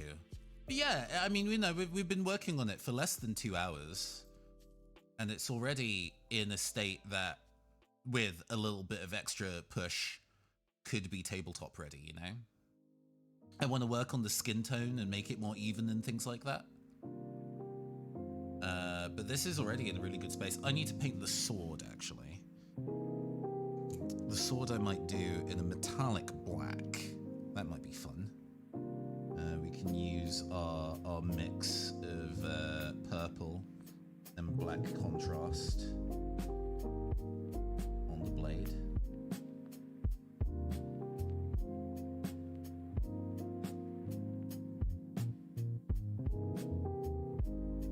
Jet Set Radio! Hey, Nits and Crits, thank you for the raid.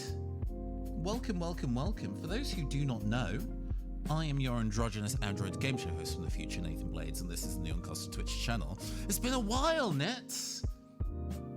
How have you been? How have you been? Tell me everything. How is your summer going? Are you doing okay with the heat? Because, yeah, it's a struggle. It's a struggle, but I hope you're doing okay. But yeah, we're just having a nice, relaxed Sunday afternoon doing some miniature painting. It's been a while. No, it's all good. It's all good. But that you're here is really nice. I hope you are doing fabulously. What were you streaming? What were you up to? I gotta know.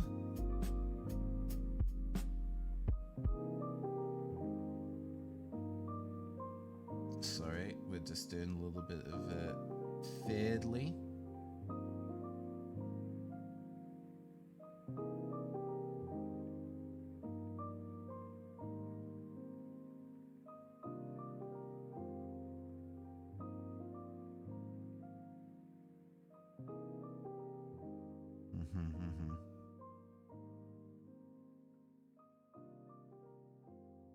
There we go.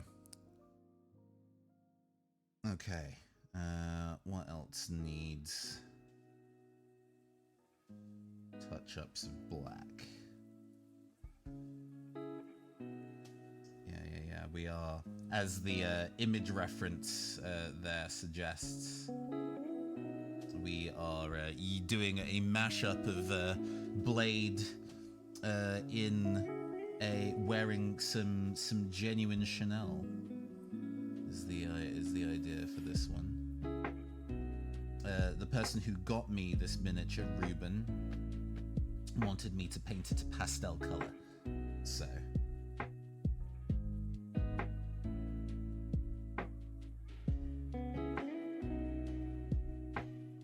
we are doing our best to fulfill that wish.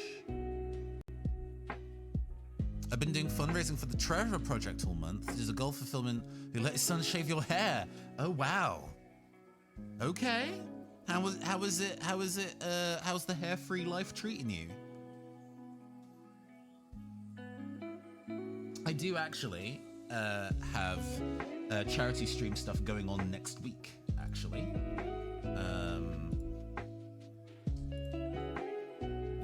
Also for the Trevor Project, there's going to be on Saturday next week a marathon of back-to-back-to-back VTubers who will be doing 1 to 2 hours of their own streamed content and then passing on the raid to everybody else in like one long chain for the full day.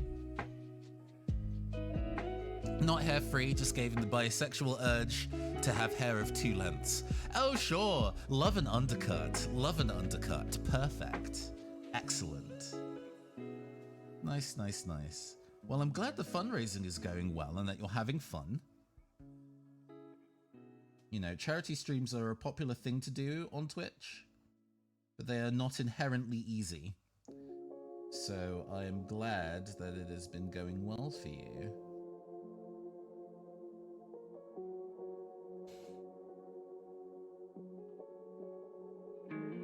I've been kind of neglecting these shoe cuffs. They probably should be in black, honestly. Yeah, they can be in matte black and the shoes can be in a shiny black, and that will be the point of contrast.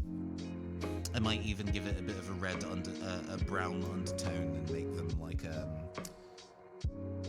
shiny leather shoe. Shall we do that first? Let's go and get a bit of the scale color African Shadow, which is one of my favorite browns, actually. It has a bit of a purple tint to it. It's quite nice. I might also use it to neaten up the hairline and things like that.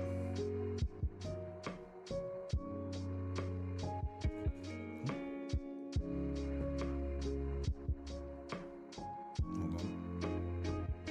Gummed up the top of my paint.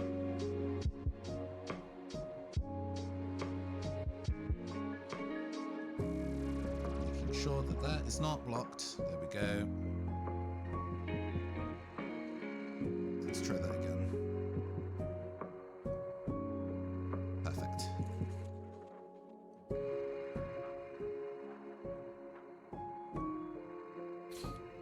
First time I tried it, it's been a lot, but it's really needed and we're having fun. Tried to catch me doing charity stuff too. Yeah. I will be on from 11 till 1 next weekend. I have a relatively early slot. A lot of the people taking part of it are Americans, and understandably they would want a time that works really well for them. So 11 a.m. My time is very, very early for a lot of them. So they're leaving it up to me to hold the fort, but that is okay. I'm fine with that. I probably should have done the top layer instead of the bottom layer there. Let me fix that. While it's still wet, take a damp brush and just kind of wick it away.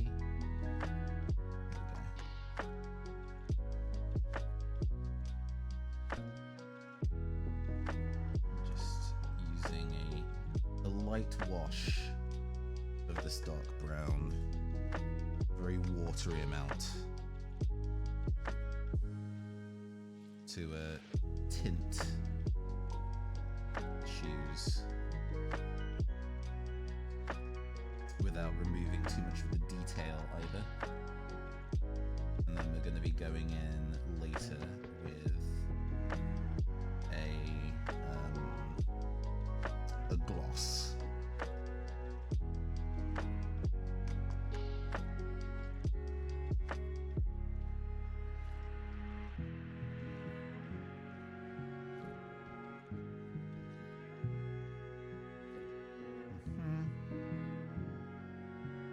Yeah, no, I will be, for my segment, doing more miniature painting, actually. I will be specifically painting a mini in the non-binary pride colors. Because I am, I'm sure you already know, non-binary. And I really like the color scheme of it.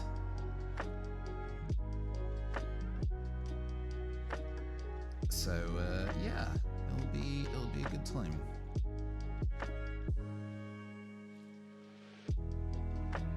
Trying to get a mixture of the brown and the purple.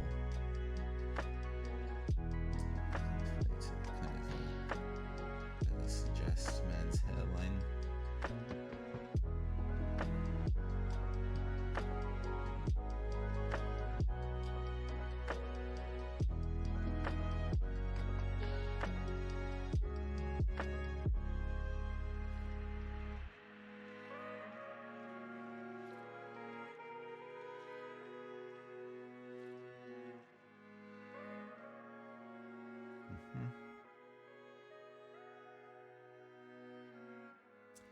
How's that for the back of his head?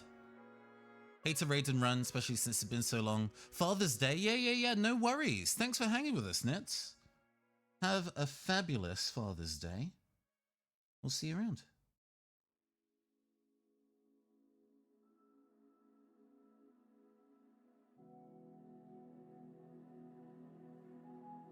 Okay.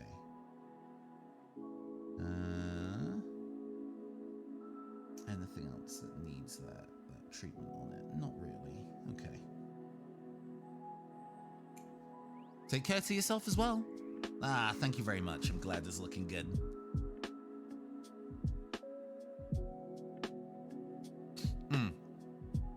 Right, let's go and start working on the pale pink. We're going to be using a little bit of sunny skin tone. We might even incorporate a little bit of the pale sand.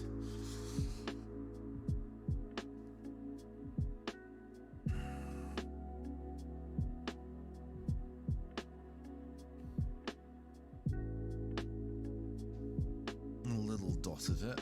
And we're going to be making a blend between the pink that we've already been using and the sunny skin tone to make a light, almost salmon pink is the aim here.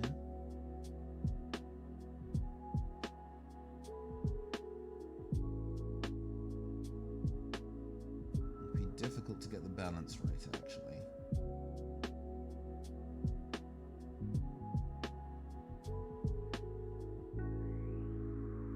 Let's see how we feel about this.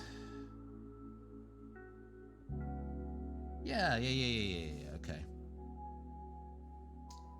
So, I'm going to use a finer brush than this. This brush is good at small details, but it is not a calligraphy or fine liner. I need to actually use a fine liner here. This one will do. Let me just soak it.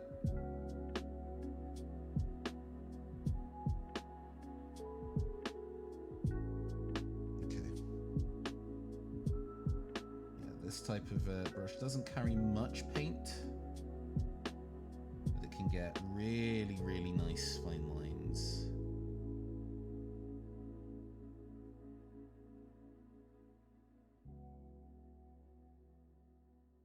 I don't know if that's, can you see the lines we got there? We're going to be using that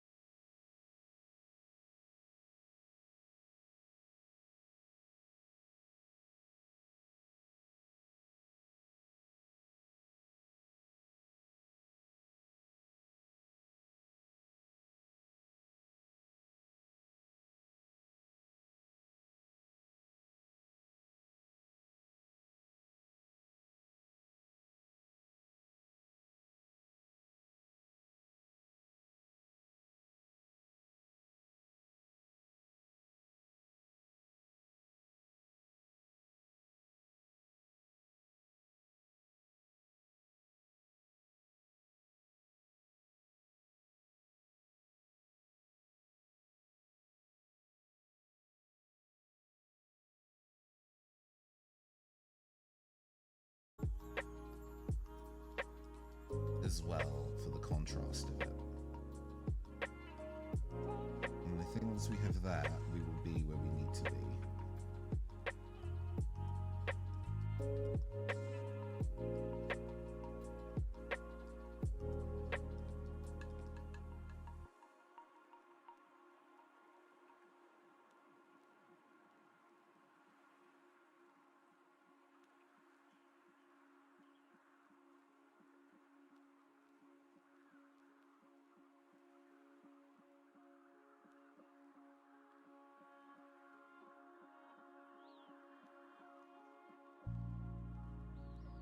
Mm-hmm.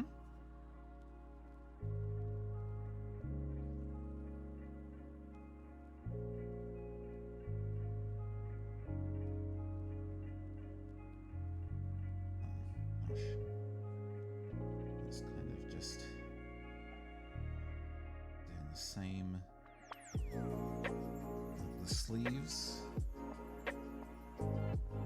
Suggesting a highlight, continuing to hatch in the same direction as we go.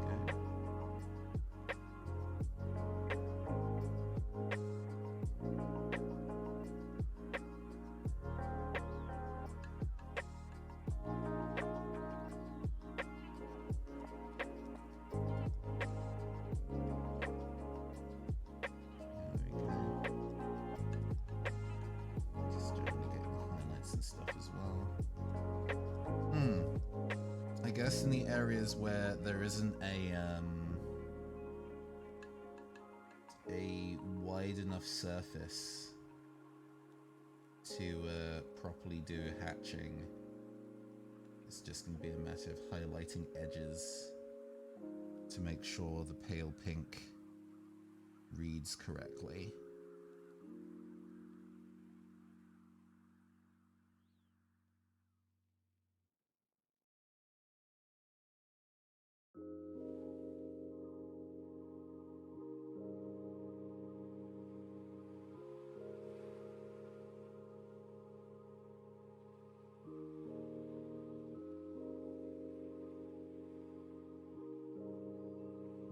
Just kind of getting the raised areas in all the creases. Highlighting those edges.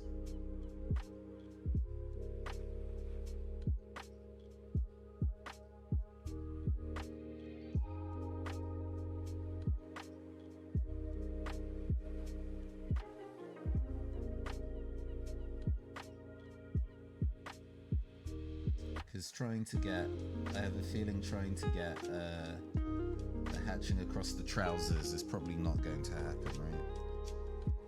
Surface area is too small. So it's going to be a matter of strategic highlighting instead. It was maybe too aggressive of a highlight there, but that's okay.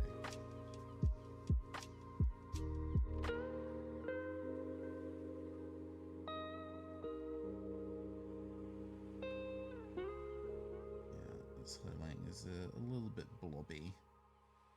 It's because I'm rushing. I don't need to rush this much. We do have enough of the regular pink where we can go back in and take some of that highlight down a little bit.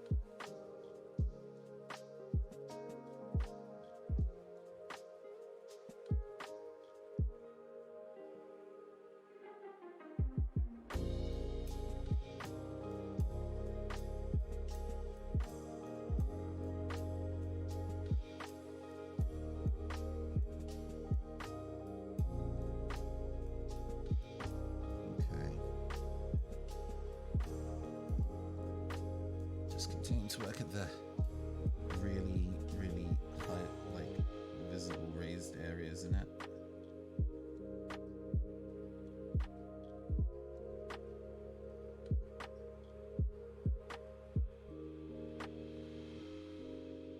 That was a bit blobby again. That's okay. We can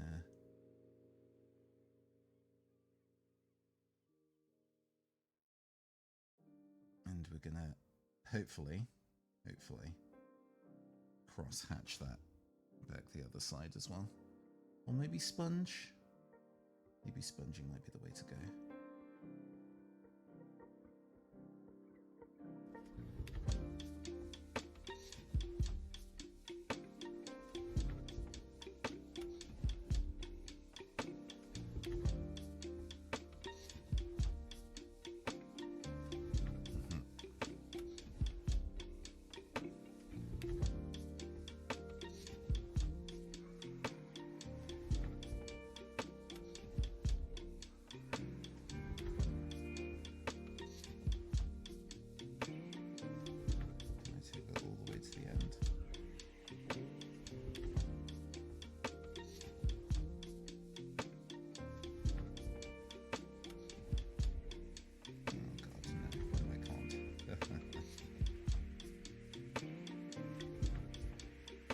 More or less. A little off at the end of that, but having an additional kind of pink highlight at the edge, so the lighter pink highlight there, I think looks good.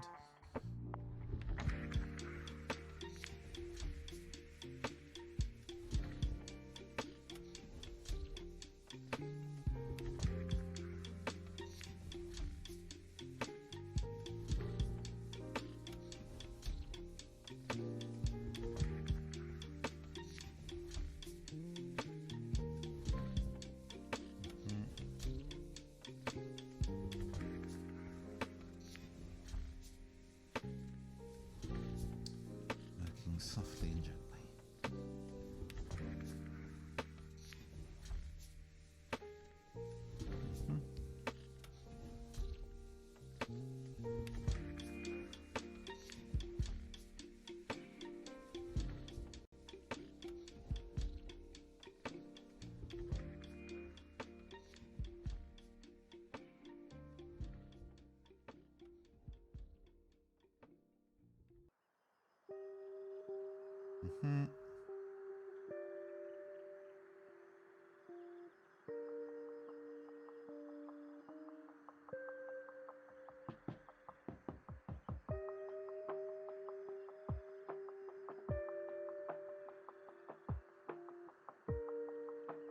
Now, I've overlapped some of the black work that I've done, so let me dip into that.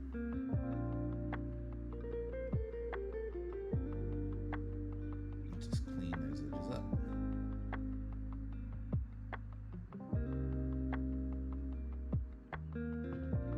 There we go. Nice and new. Ooh! Yeah, we definitely have much more texture than before.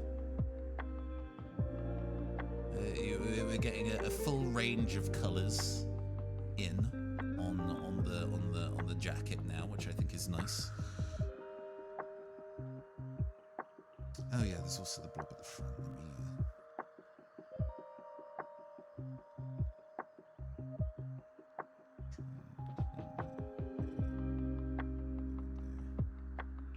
Nice.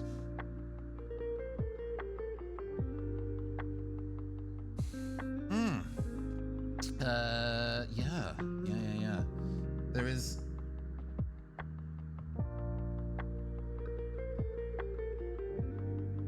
Like, I really want to try doing some of the stippling, but I'm also like, oh no. What if that fucks it up? Is my concern.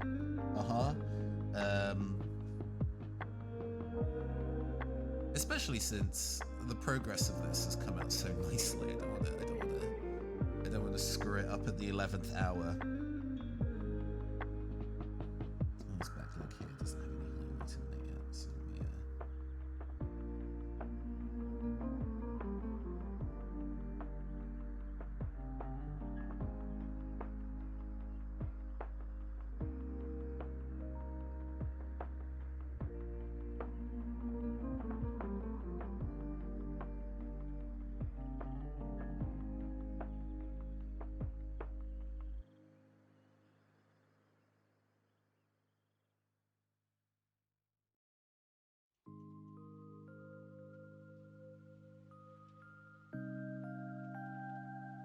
okay.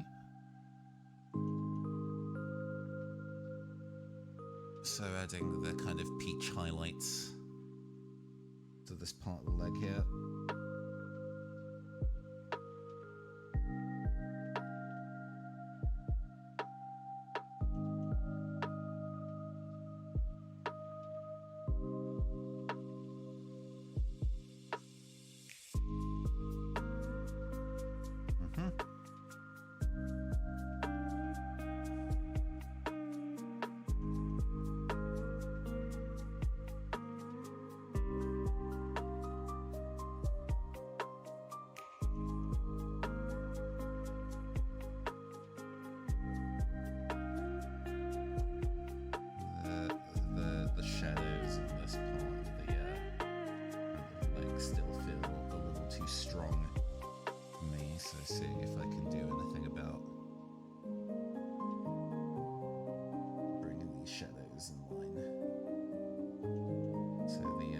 Still get the cross-hatching texture, but it's not as pronounced.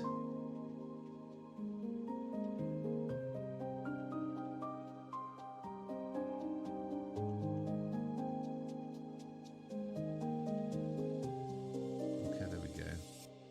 Yeah, it's this kind of like gap in here, these kind of shadows that feel overdone. To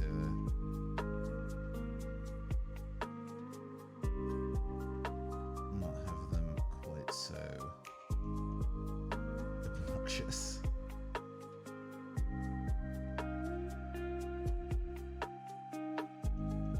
There we go, that's a little better. So the shadows on the inside of this thigh have now been lightened a little bit.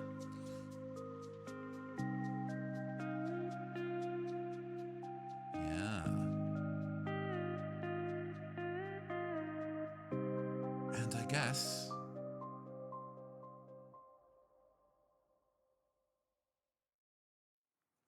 if we can get a very light pink here.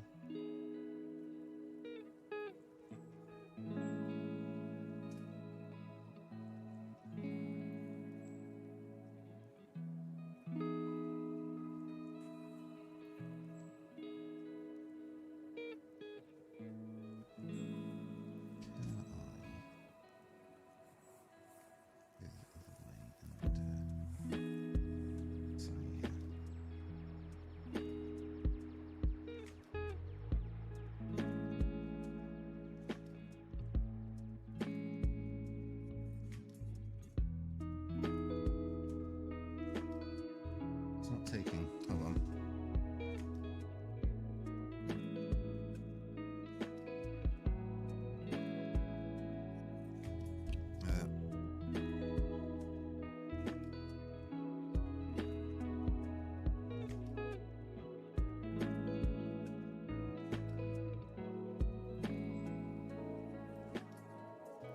So I'm being overly cautious here.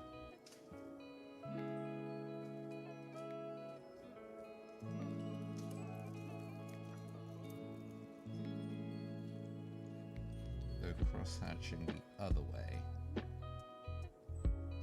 Being too blobby, please.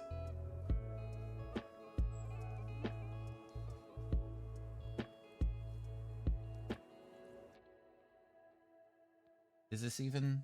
Hold on.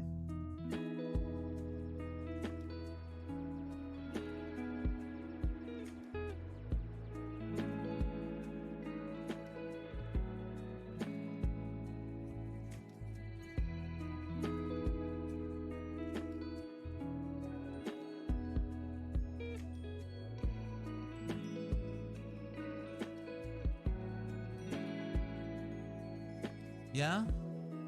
Yeah? Is this a thing? I guess it makes it mostly look shiny, which we don't really want.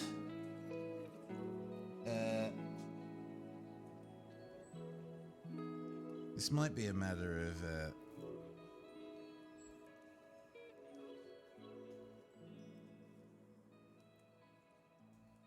getting a nice edge on the piece of sponge and making it happen that way. I think that might be the plan.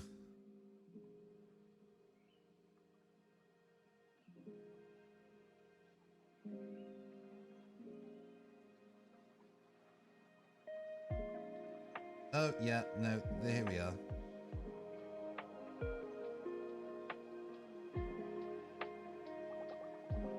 Very, very light dots of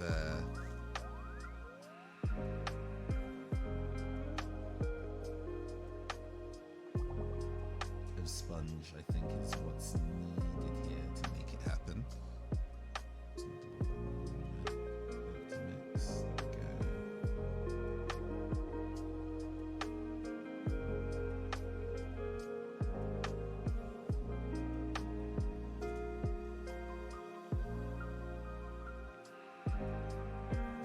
Mix, sponge, why not? So we can actually use that paint. Wipe some of that off.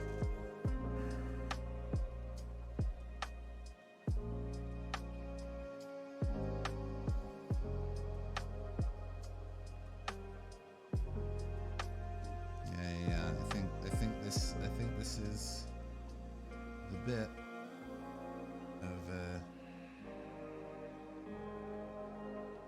how I can get it to feel like there's a texture here,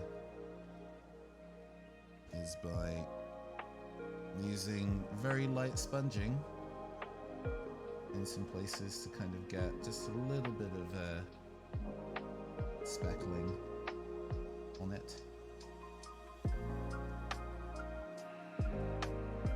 So you can see there's a little bit of speckling now, and I think we need to do a dark pink as well. And it doesn't need to be in all the areas, just the places where it's heavily illuminated.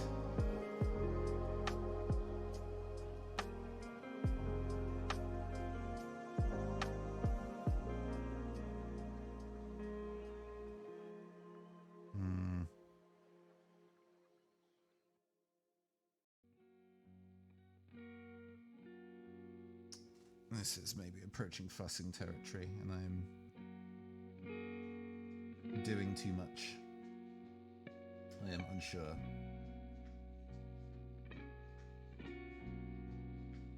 But it does feel like this is a fun additional part of progress. It definitely, you know, the explorations of ways that I can get texture was part of the mission statement for this. So we're seeing what we can do with what we got here. Sponging.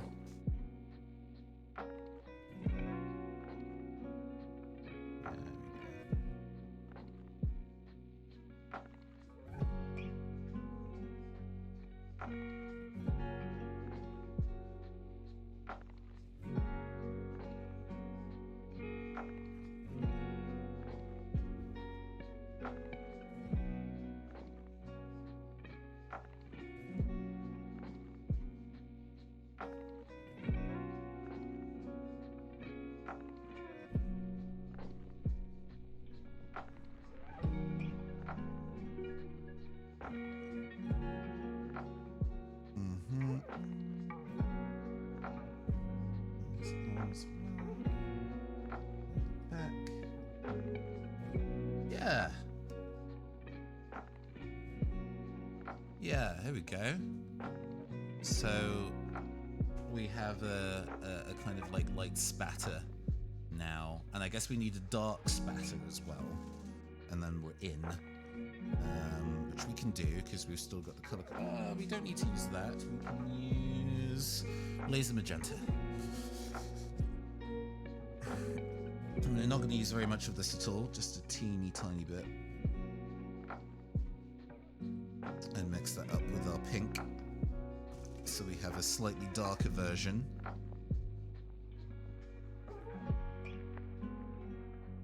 Of the colors that we've been using. And then that will be our dark spatter in the darker places. and as contrast to our light spatter. And hopefully that in combination will help sell the idea that it is a fuzzy material. I dropped a paintbrush. Cool. Sort of.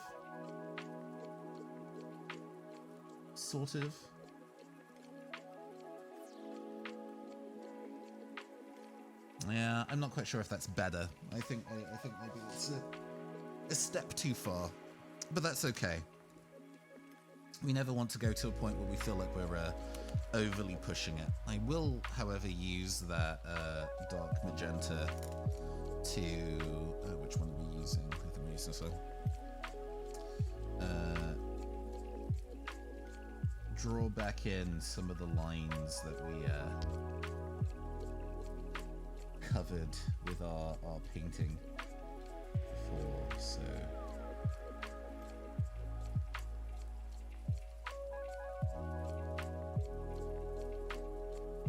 just kind of hoping to...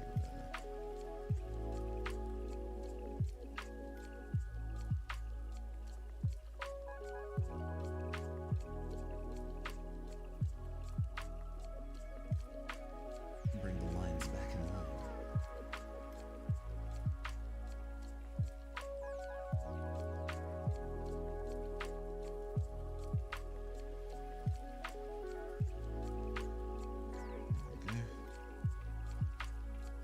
I suppose technically I should be using a purple.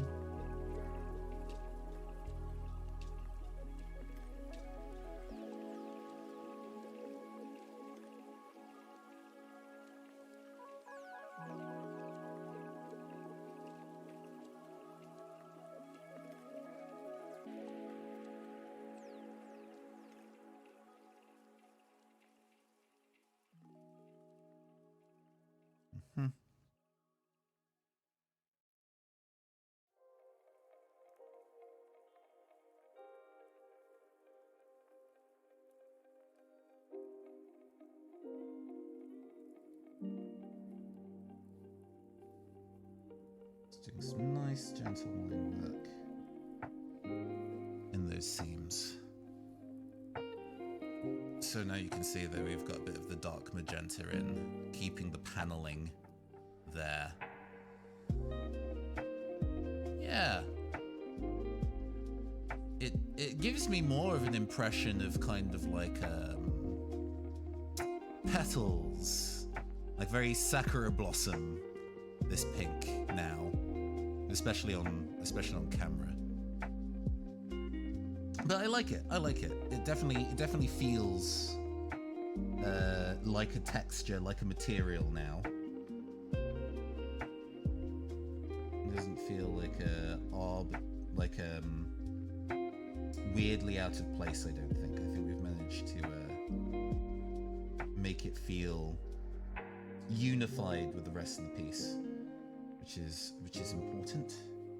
We also need to go and get like a steel grey, dark blue to do highlighting in the black areas.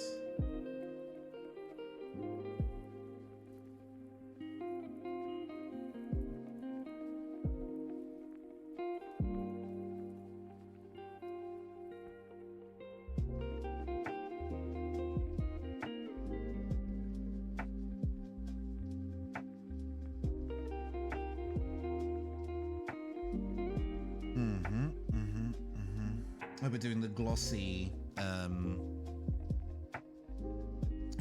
shoes and glasses as well. That's also a thing on the list. So we need, what do we need? We need the Citadel medium hard coat.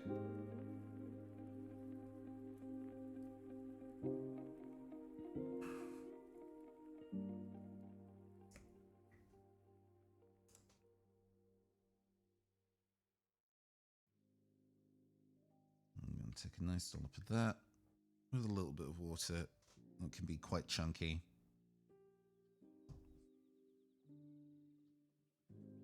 And paint the glasses.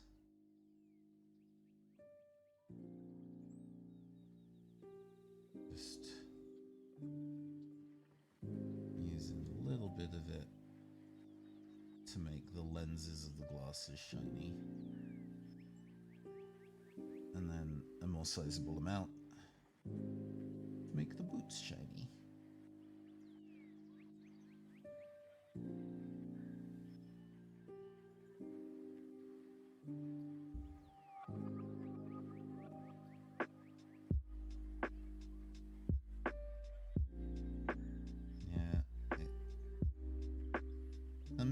It goes on wet, a little cloudy, but it dries clear, so you can see the difference.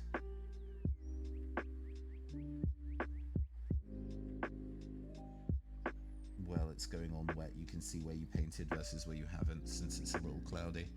I'm going to make the entire shoes shiny. Okay. Just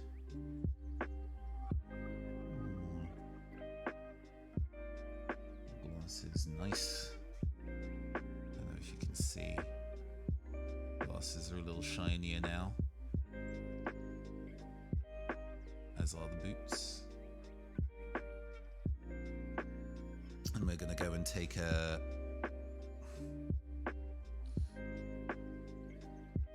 Turbo Dork black, shiny black. Where is that? The duochrome. The Turbo Dork 6 shooter, which is metallic black, darker than gunmetal slightly. Sorry. I'm going to apply that to the sword.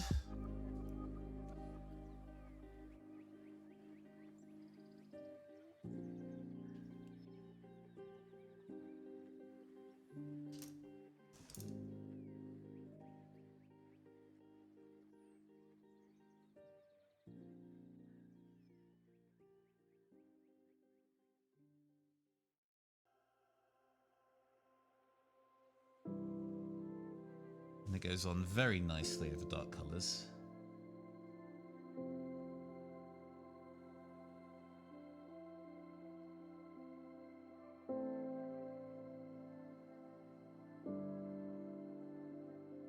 Like, you can use 2 coats if you want, but it's generally does what it needs to do in one.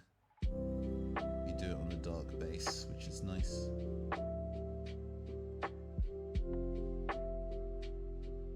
So we now have a very glossy black sword, obsidian, Couture. Nice. Okay.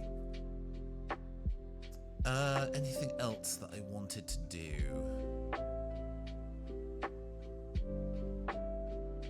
The skin could probably do with some touching up. Oh, the edges of light black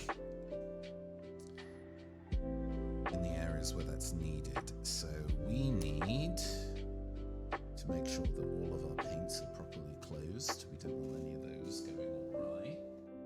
No, not that. The grey blue, Model Air grey blue.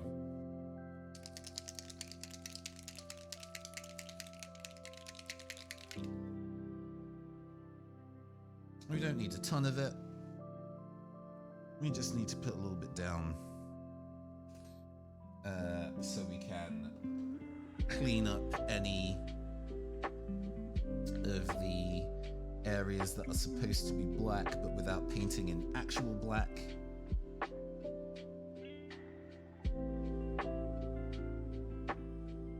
So I can have a bit of the colour contrast from the main purple lapels. Mostly making sure that there aren't any kind of stray white patches.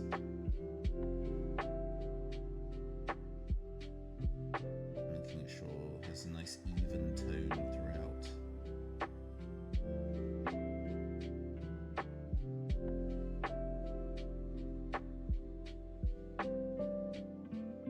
Alright.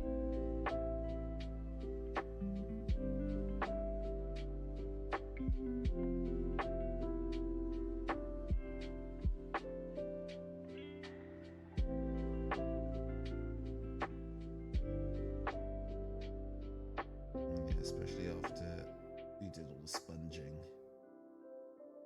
Making sure that none of the black has any color on it that doesn't need to be there.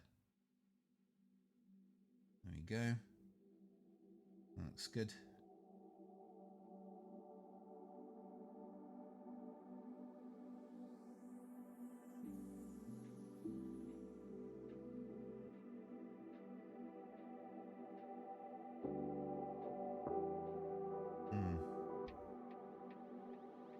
The tops of the cuffs on trousers, also making sure that those are consistently coloured. I think that's going to have a spot of pink in there to make that feel clean and correct. So.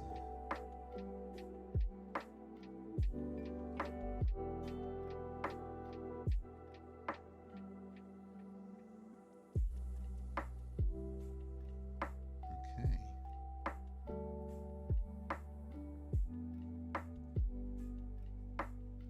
Yeah, this kind of detail work is, I admit, less exciting.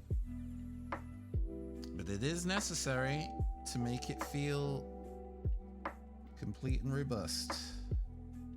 Where was the bit that was looking a little... Yeah, let's go round those out.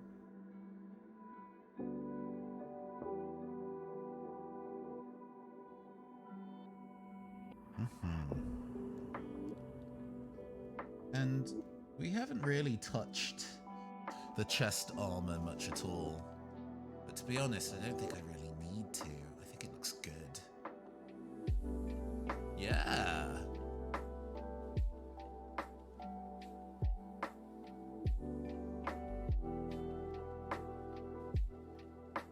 Oh, the back of that hand.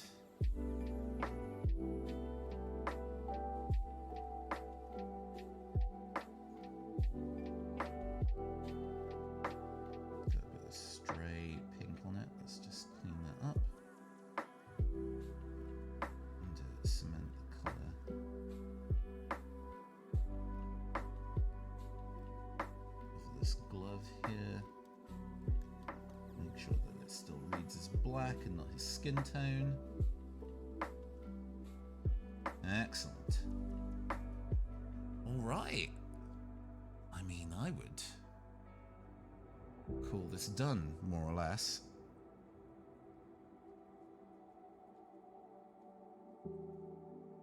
You know, there's some picky extra highlighting stuff that you could do. But beyond, like, you know, coloring the base, I'm very happy with this. Oh, I didn't do the gold at the top of the, Yeah,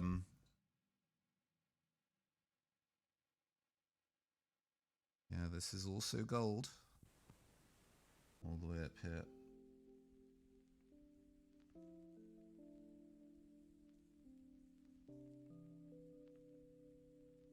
There we go.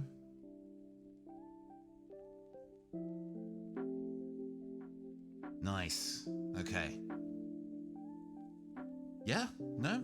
This is in a state that I would happy to call done. I might return to this at some point down the line, but this is definitely table ready. Would I play him in my current MCP, my Marvel Crisis Protocol set? I don't know. I mostly play X-Men, so he would be out of faction for me, but I am very happy with how cleanly this has kind of resulted in. Okay, yeah. Any additional fussing that I want to do? Any additional fussing that I want to do? If there's additional fussing that I want to do, then I can do that off air. You don't need to go and watch me stare at it and be like, pushing here, pushing there. No, we can definitely call this done. Thank you very much, Deepus. I appreciate it. I'm glad you think it's been coming along nicely. Let me go through the process of passing the love on to somebody else. Give me a second. Who be streaming?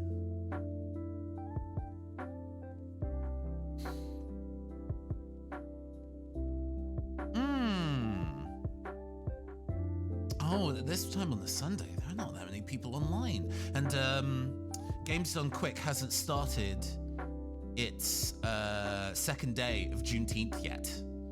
So I don't actually have a person on my general list to pass it on to, but that's no big deal.